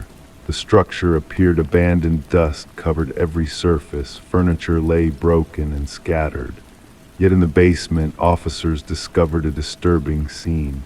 Personal items belonging to the missing hikers sat arranged in neat rows on wooden shelves. Watches, backpacks, cameras, wallets, each labeled with a corresponding name from the wall outside. The evidence technicians worked methodically, documenting every item. Under ultraviolet light, blood patterns emerged on the concrete floor, years of stains that someone had attempted to clean. Ground-penetrating radar revealed no bodies buried beneath the house, yet cadaver dogs alerted repeatedly near the back of the property where the forest grew densest. As the investigation intensified, Detective Keller noticed unusual behavior from Mason Wright. He began reporting strange occurrences, whispers outside his apartment, footprints in fresh snow leading to his door but not away, figures watching from the street. The department assigned an officer to protect him, but Mason grew increasingly paranoid. The breakthrough came when researchers discovered land records buried in county archives.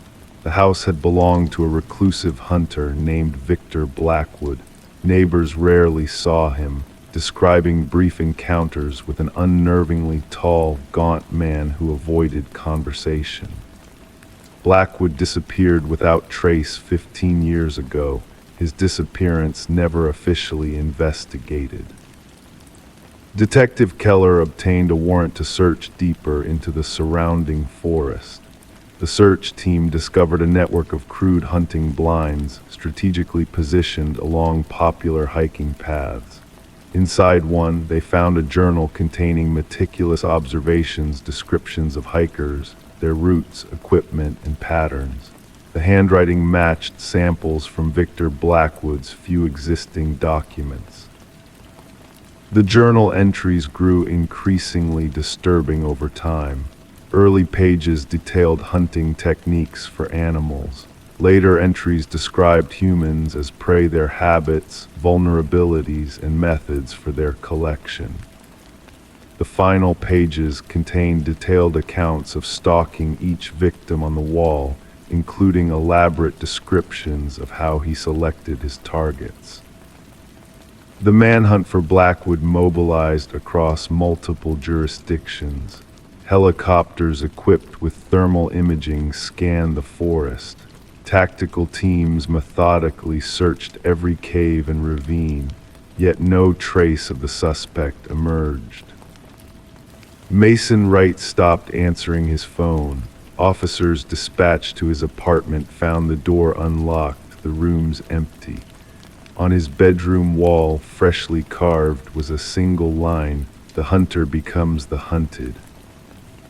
The search for Mason continued for weeks without success. Then, during a secondary sweep of Blackwood's house, forensic technicians made a horrifying discovery. Hidden behind a false wall in the basement, they found a small workshop containing woodworking tools, jars of wood preservatives, and a freshly carved piece of wood bearing a new name not yet mounted to the exterior wall. Detective Keller recognized the name instantly. It belonged to the lead forensic technician who had processed the house during the initial investigation. The technician had called in sick that morning and couldn't be reached by phone. Authorities established a continuous surveillance perimeter around the house. Camera systems recorded every approach. Motion sensors monitored for intrusions. The trap was set. 3 nights later, sensors triggered an alert. Security footage captured a figure emerging from the forest, impossibly tall and thin, moving with unnatural grace. The figure approached the house directly, seemingly unconcerned about the surveillance. As tactical teams closed in, the cameras briefly lost connection. When the system recovered, the figure had vanished. The house remains under constant surveillance today. Mason Wright and the forensic technician were never found. The investigation continues, with new resources allocated as similar disappearances are reported in other forested regions. The names on the wall have become legendary among criminal investigators. Some officers refuse to speak them aloud, others avoid the case entirely. And local hikers now give the house a wide berth, afraid that speaking of it might somehow add their names to that terrible list of names no one speaks. Story 23. At first it was just a flicker, a glitch in the baby monitor's feed. The mother dismissed it as interference, but then the audio crackled and a voice whispered, "SHHH, go back to sleep." Her blood turned to ice. She ran to her son's room, heart pounding, but the crib was empty. The window was closed, the door still locked. The only thing out of place was the stuffed rabbit on the floor, its glassy black eyes staring up at her. Rebecca would later tell investigators she screamed until her throat burned raw. The neighbors heard her cries and called emergency services. When authorities arrived, they found her clutching the stuffed rabbit, rocking back and forth on the nursery floor. The 4-month-old infant, Samuel, had vanished without a trace. The initial investigation yielded few leads. No signs of forced entry were discovered. The security system remained armed throughout the night. The recorded baby monitor footage showed nothing unusual until that mysterious voice and static. Investigators were baffled. How could an intruder enter a locked home, take a child, and leave without disturbing anything except a stuffed animal? Rebecca became the primary suspect. Her husband Daniel had been away on business. Their marriage had been strained since Samuel's birth. Medical records revealed Rebecca had sought help for postpartum depression. A detective noted her calm demeanor during questioning, describing it as unnervingly composed for a mother whose child had just disappeared. The community whispered behind closed doors. Then came the first breakthrough. The forensic team discovered microscopic fibers on the nursery windowsill that matched neither the household fabrics nor the family's clothing. These fibers belonged to a rare type of climbing rope, suggesting a skilled intruder might have accessed the second-floor nursery from outside. The investigation shifted. Security footage from neighboring homes revealed a dark figure moving between shadows during the night in question. A partial footprint in the garden soil matched a specialized boot used by military personnel and experienced climbers. Rebecca was no longer the focus. Daniel returned from his business trip, distraught and confused. During his interview, investigators noticed unusual calluses on his hands. When questioned, he mentioned rock climbing as a hobby he had recently taken up to manage stress. The detectives exchanged glances. Financial records revealed a troubling picture. Daniel had recently taken out a substantial life insurance policy on Samuel. Phone records showed multiple calls to an unknown number that ceased the day before the abduction. The case took a darker turn when investigators discovered Daniel had a second family in another community, a fact unknown to Rebecca. As the investigation deepened, the baby monitor became the central piece of evidence. Digital forensics revealed the device had been hacked. The signal had been intercepted and manipulated. The voice that whispered to go back to sleep wasn't coming from inside the nursery. It had been remotely broadcast to the receiver Rebecca kept by her bedside. The tracking of the digital intrusion led investigators to a residential basement where they made a shocking discovery. Samuel was found alive, being cared for by a woman named Elaine. She surrendered without resistance, her eyes vacant as she was handcuffed and led away. The connection emerged through old photographs and DNA testing. Elaine was Daniel's first wife who had suffered a miscarriage years earlier. Their marriage had dissolved after that tragedy, but Elaine had never recovered from the loss. She had been monitoring Daniel's life through social media, watching as he built a new family with Rebecca. Daniel denied any involvement, but digital evidence told a different story. His climbing equipment contained fibers matching those found on the windowsill. His specialized boots matched the partial print in the garden. Most damning of all, encrypted messages between Daniel and Elaine detailed their plan. He would provide access to the home security system. She would take the child they both claimed was rightfully hers, and the insurance money would support their new life together. During the trial, the courtroom fell silent as the prosecution played the enhanced audio from the baby monitor. Beyond the whispered words that had chilled Rebecca that night, forensic audio specialists had isolated another sound in the background: Daniel's distinctive cough. Placing him at the scene during the abduction he claimed to know nothing about. The jury deliberated for less than 5 hours. Daniel and Elaine received maximum sentences for kidnapping, conspiracy, and endangering a child. Rebecca and Samuel relocated to rebuild their lives away from the painful memories. The case transformed how investigators approach modern abductions. Baby monitors across the country were examined for security vulnerabilities. Parents implemented additional safeguards in nurseries. Security experts warned of the increasing sophistication of crimes that leverage technology against the most vulnerable victims. Samuel would grow up never remembering the night he disappeared. Rebecca kept the stuffed rabbit locked away in a box in her closet. She couldn't bring herself to discard it, nor could she look at those glassy black eyes that had witnessed what truly happened when the baby monitor carried that whispered voice through the darkness. The monitor never lied. It had captured the truth, just not in the way anyone expected. Story 24. The hotel was cheap, outdated, the kind of place people only stayed for a night. The clerk handed her the key with a strange look. "Just don't take the last door on the left," he murmured. Curiosity gnawed at her. That night, as she made her way down the dimly lit hallway, she paused in front of it. The handle was ice cold. The door looked no different from the others until she pressed her ear against it. From the other side, something breathed. Detective Morgan Reed rubbed the sleep from her eyes as she ducked under the yellow crime scene tape spanning the doorway. The smell hit her first metallic and sour, a scent she recognized immediately.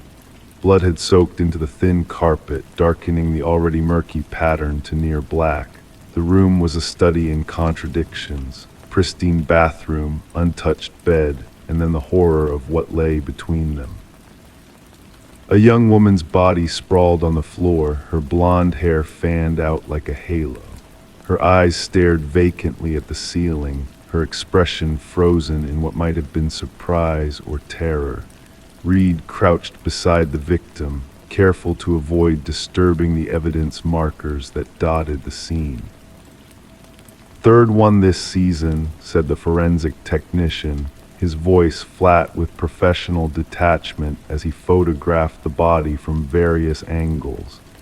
"Same signature as the others." Reed nodded silently. The victim wore elegant clothes incongruous with this forgotten motel. A designer handbag lay open on the bedside table, contents intact. This wasn't robbery. Something else drove this killer. The hotel manager hovered nervously at the doorway, his face ashen. "She checked in alone, paid cash. I never thought." His voice broke. "The maid found her when she came to clean." Reed studied the room again. No signs of forced entry, no defensive wounds on the victim. The woman had let her killer in or known them already. Back at the station, Reed pinned photographs to the incident board. 3 women, all with similar features, all found in cheap, out-of-the-way motels. The press had started asking questions. Whispers of a serial predator spread through the community. "The autopsy results are in," Detective Hayes announced, dropping a folder on Reed's desk. "Death by strangulation manual. No DNA under the fingernails. No signs of sexual assault." Reed frowned. "This is personal, not predatory in the traditional sense." Days blurred together as the investigation intensified. Hotel surveillance footage revealed nothing unusual. The victim, identified as Elaine Werner, was a financial analyst with no known enemies. Her friends described her as careful, meticulous, not someone who would stay in such a place willingly. A breakthrough came when Reed interviewed Werner's sister. She mentioned a man she'd been seeing, the sister revealed, hands trembling around her coffee cup. Someone from work. She was secretive about it, said he was complicated. Married, I think. Reed leaned forward. Did she mention a name? She called him C, that's all she would say. The investigation shifted to Werner's workplace. Colleagues described her as professional, private. None knew of any relationship. But when Reed searched Werner's desk, she found a business card tucked inside a desk calendar. Charles Emerson, Senior Vice President.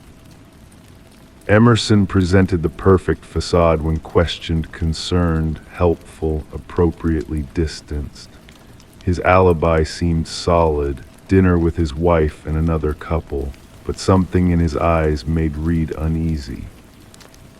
"Did you know Elaine Werner outside of work?" Reed asked casually. A flicker crossed Emerson's face, so brief anyone else might have missed it. Only professionally.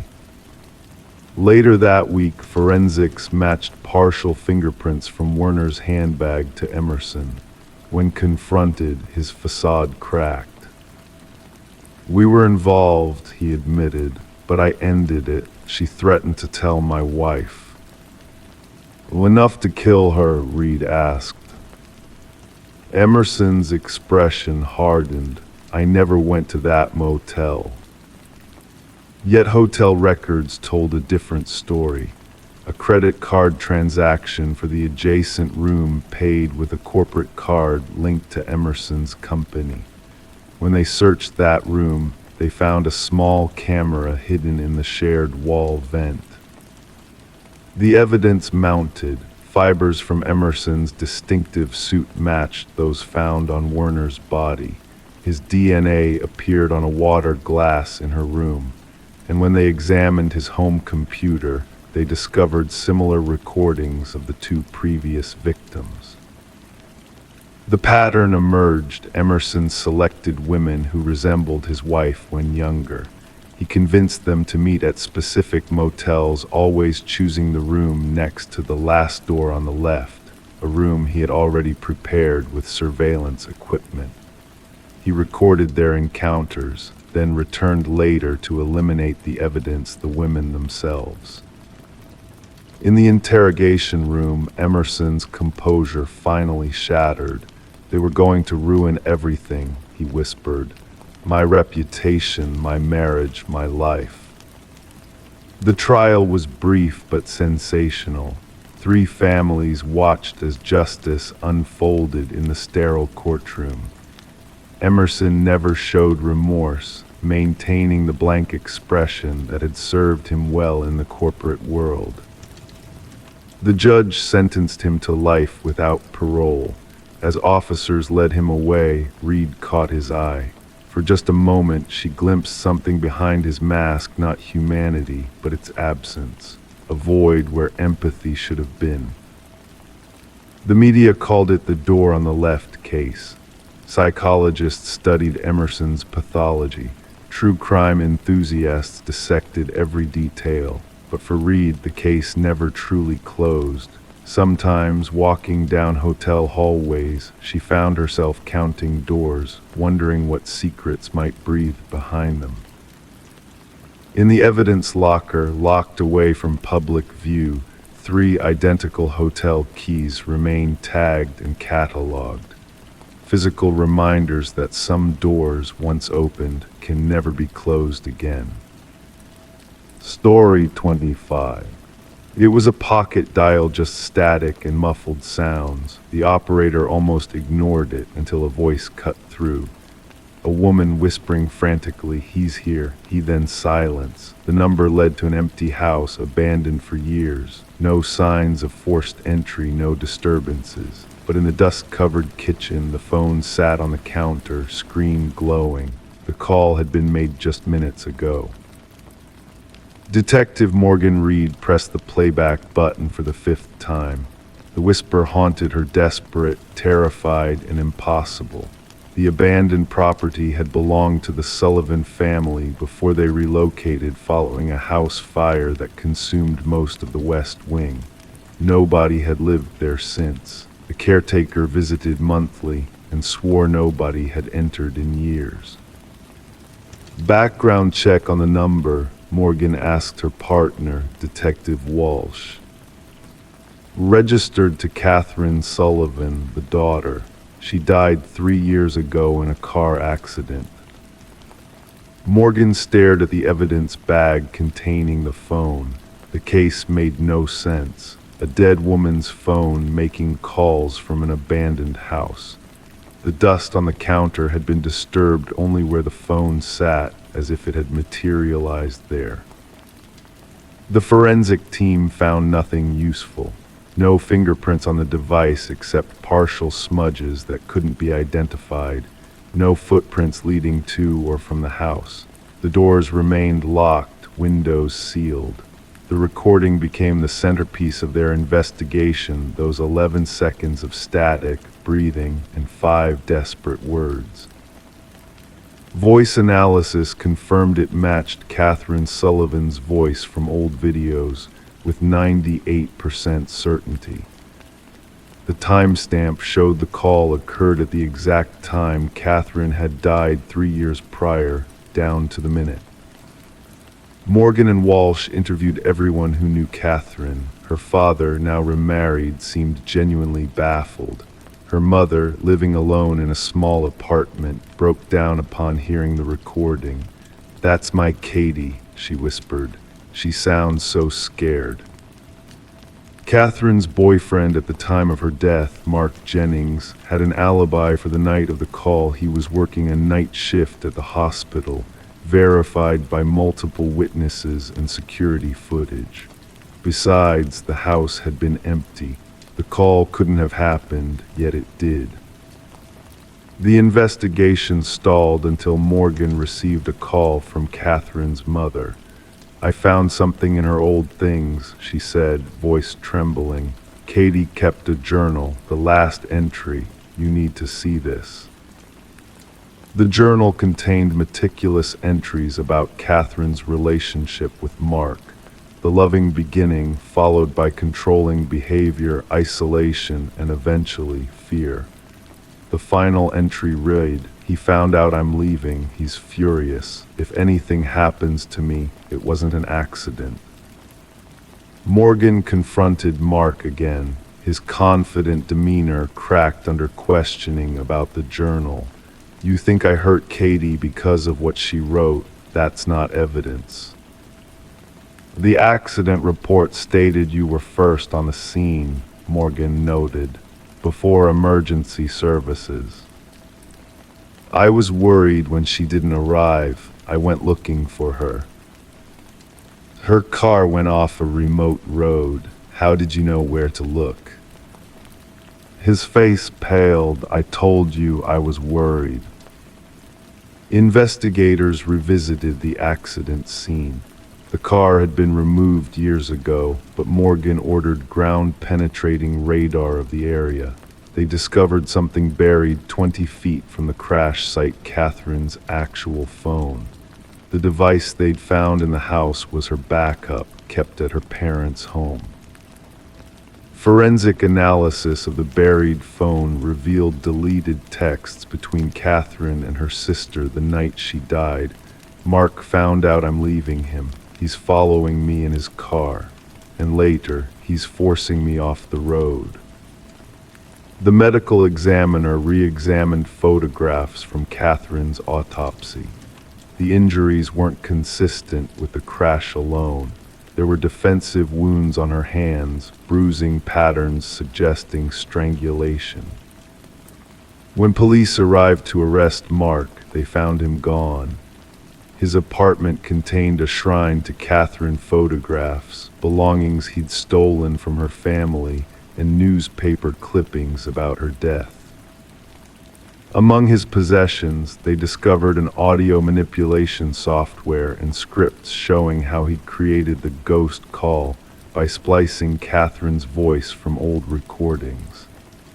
The call had been his twisted way of revisiting his crime, a game to confuse investigators and Catherine's still grieving family.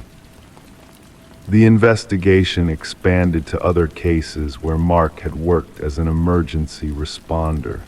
2 more suspicious deaths of young women emerged, both ruled accidents. Both had been in relationships with Mark. 6 days into the manhunt, officers spotted Mark's vehicle parked outside the Sullivan house. Inside, they found him sitting in the kitchen, staring at a phone identical to Catherine's. He offered no resistance during arrest. "She wouldn't stay quiet," he told Morgan during interrogation. "Even after I silenced her, she kept talking, kept accusing me. I needed everyone to hear her, to think she was still somewhere out there. A ghost can't testify against me." The jury deliberated for less than 3 hours before finding Mark guilty of first-degree murder. As the verdict was read, Catherine's mother clutched the journal to her chest. Justice had finally arrived, not through supernatural means, but through the voice Catherine had left behind in her words, her fears documented in ink, her final desperate attempts to reach safety. The phone from the abandoned house now sits in the evidence locker. Sometimes officers swear they hear it ring, though its battery was removed long ago. Catherine's story lives on, not as a ghost tale, but as a reminder that victims find ways to speak, even when their voices have been silenced. Story 26. The new homeowners thought it was just a quirk how the old intercom system crackled late at night, a relic from another time, rewired but long forgotten. Then one night the husband pressed the button out of curiosity. A whisper crackled through the speaker. "Why did you come back?" He jolted back, his hands shaking. His wife, standing behind him, whispered, "I never said that." The Victorian manor sat nestled among ancient oak trees, its weathered exterior belying the renovated modern interior. Daniel and Meredith Parker had purchased the property at a surprisingly reasonable price, despite the real estate agent's nervous demeanor during the walkthrough. The intercom system, a vintage feature connecting all rooms, had been one of the selling points for the history-loving couple. Detective Sarah Reeves pulled up to the property, gravel crunching beneath the tires of her unmarked vehicle. The call had come in as a potential break-in, but something in the dispatcher's voice suggested there was more to the story. The tall figure of Daniel Parker greeted her at the door, his pallor evident even in the dim porch light. "It started with the intercom," he explained, leading Detective Reeves through the grand foyer. "Just static at first, then whispers, then full sentences. My wife thought I was imagining things until she heard it too." In the living room, Meredith sat rigid on an antique sofa, hands clutching a steaming mug that remained untouched. "We found something behind the wall," she said without preamble. Daniel wanted to expand the kitchen pantry, and when he took down the drywall, her voice faltered. Behind the wall, wrapped in deteriorating plastic, they had discovered a small leather-bound journal. Detective Reeves donned gloves before carefully opening its brittle pages. The handwriting, elegant yet frantic, belonged to someone named Alina, the apparent previous owner. The entries detailed her growing suspicion that her husband Vincent was planning to harm her. The final entry was dated 30 years ago, Daniel explained. After that, nothing. The previous owners claimed they bought it from an elderly man who moved to a retirement community. The investigation uncovered that Vincent and Alina Blackwood had indeed owned the house. Property records showed Vincent had sold the house shortly after Alina allegedly left him. No divorce was ever filed, no change of address, no financial transactions in Alina's name after the date of the final journal entry. Detective Reeves assembled a team to examine the property thoroughly. Ground-penetrating radar revealed anomalies beneath the concrete foundation of the garden shed. As investigators broke through the decades-old concrete, the truth emerged in the form of human remains. Forensic analysis confirmed the skeleton belonged to a woman in her 40s, with evidence of blunt force trauma to the skull. A gold wedding band found among the remains bore an inscription, "To Alina, my eternal love." The case against Vincent Blackwood built rapidly. Now elderly and living in a care facility, his mind was sharp enough to understand the charges brought against him. When confronted with the evidence, his response chilled even the seasoned detective. "She wouldn't stop talking," Vincent said, his voice eerily calm. "Always chattering through that damned intercom, checking on me, questioning me. I disconnected it, but she rewired it herself. Said she wanted to always be able to reach me, no matter where I was in the house." He looked up, eyes vacant. "I just wanted quiet." During his confession, Vincent revealed how he had carefully constructed the narrative of Alina abandoning him, even sending postcards to neighbors from various locations, written in forged handwriting. He had lived in the house for years afterward, walking daily over the concrete where his wife lay buried. The trial was brief, with Vincent pleading guilty to murder.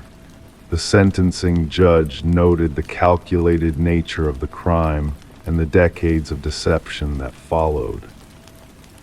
Daniel and Meredith eventually sold the house, unable to remain after learning its dark history.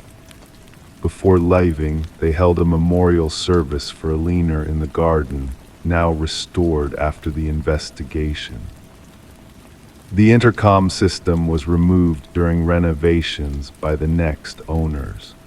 Workers reported hearing static and whispers during the removal process, though they attributed it to interference from their power tools. Detective Reeves visited the Blackwood case file one last time before it was archived. As she closed the manila folder, she reflected on how the house itself had seemingly reached across time to reveal its secret. The justice system had finally caught up with Vincent Blackwood, but only because Eleanor had found a way to make herself heard. The case became known among local law enforcement as the house that answered back. Detective Reeves would sometimes drive past the property on her way home. She never stopped, but she would slow down, window rolled down slightly, listening for whispers carried on the breeze. Story 27. The current was slow that morning, the water glassy and still. The fisherman almost didn't notice the suitcase bobbing near the shore. At first he thought someone had dumped old clothes, but as he waded closer, the stench hit him thick, cloying, unmistakable. The case was wrapped in chains, its edges rusted from exposure. When authorities pried it open, they didn't find clothes. They found hair, fingers curled into a frozen grasp, and at the bottom a note, "This isn't the first." Detective Sarah Mercer pressed her handkerchief to her nose as she surveyed the grim scene. The victim was female, mid-30s, with dark hair and pale skin now mottled from water exposure. The medical examiner worked methodically, documenting every detail before the body was removed. What struck Mercer most wasn't the method of disposal, but the care taken with the victim's appearance: nails manicured, hair recently styled, wearing expensive clothing. She wasn't killed here, Mercer noted, watching the water lap against the muddy shoreline. She was prepared, displayed. The victim was identified as Catherine Walsh, a real estate agent known for selling high-end properties. Divorced, no children, she lived alone in an upscale neighborhood. Her colleagues described her as ambitious, meticulous, and private. She had been reported missing by her assistant when she failed to appear at an important showing with wealthy clients. She would never miss that appointment, the assistant insisted during questioning. That sale would have been her biggest commission ever. Investigators combed through Walsh's modernist home. Everything was pristine, almost too perfect. Designer furniture arranged just so, not a speck of dust on any surface. The refrigerator contained perfectly organized meals in identical containers, labeled by day. Her closet revealed clothing arranged by color, shoes in protective bags. The anomaly was in her home office, a drawer slightly ajar. Inside, investigators found a leather-bound journal. The last entry read, "He's watching again. Same car, different plates." Digital forensics revealed something curious in Walsh's email: dozens of messages from unknown accounts. All contained the same phrase, "I see your perfection," all sent at exactly the same time on different days. Her browser history showed repeated searches for home security systems and personal protection devices. Detective Mercer connected these findings with evidence from the crime scene: the careful arrangement of the body, the presentation. "Our killer is methodical," she told her partner. "This wasn't rage, this was ritual." The breakthrough came from an unexpected source. A local pawn shop owner recognized Walsh's distinctive emerald necklace, missing from her personal effects. The man who'd pawned it was a regular Michael Linden, a quiet, unremarkable maintenance worker.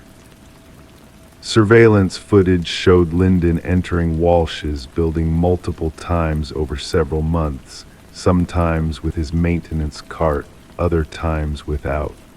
Always during times when she would be away showing properties. When detectives searched Linden's modest apartment, they found the walls covered with photos of Walsh and other women, all similar in appearance, all taken without their knowledge. Some were crossed out with red marker. Walsh was the third. Behind a false wall in his closet, investigators discovered a shrine.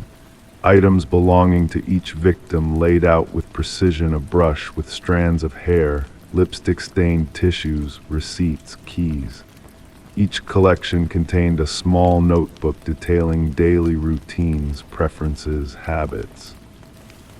The interrogation room felt cold when Lyndon was brought in. With his neat appearance and soft-spoken manner, he seemed incapable of violence.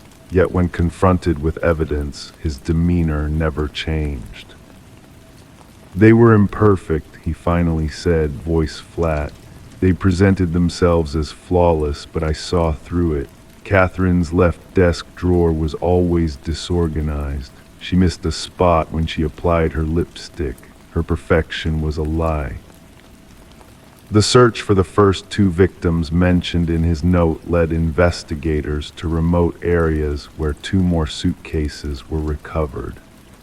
Both contained women with similar appearances to Walsh, both real estate agents who marketed themselves as having perfectionist attention to detail.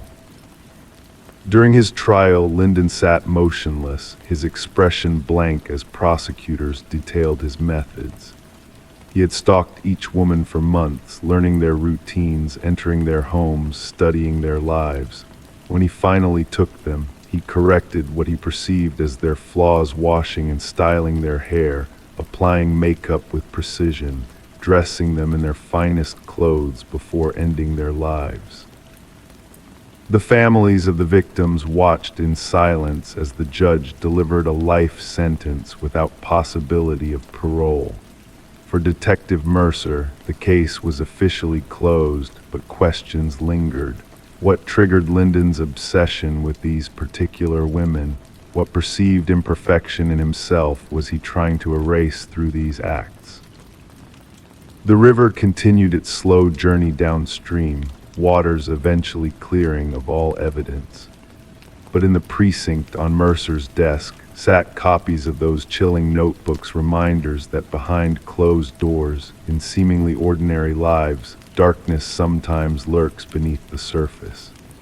And sometimes the most dangerous predators are those hiding in plain sight, watching, waiting for a single flaw to reveal itself.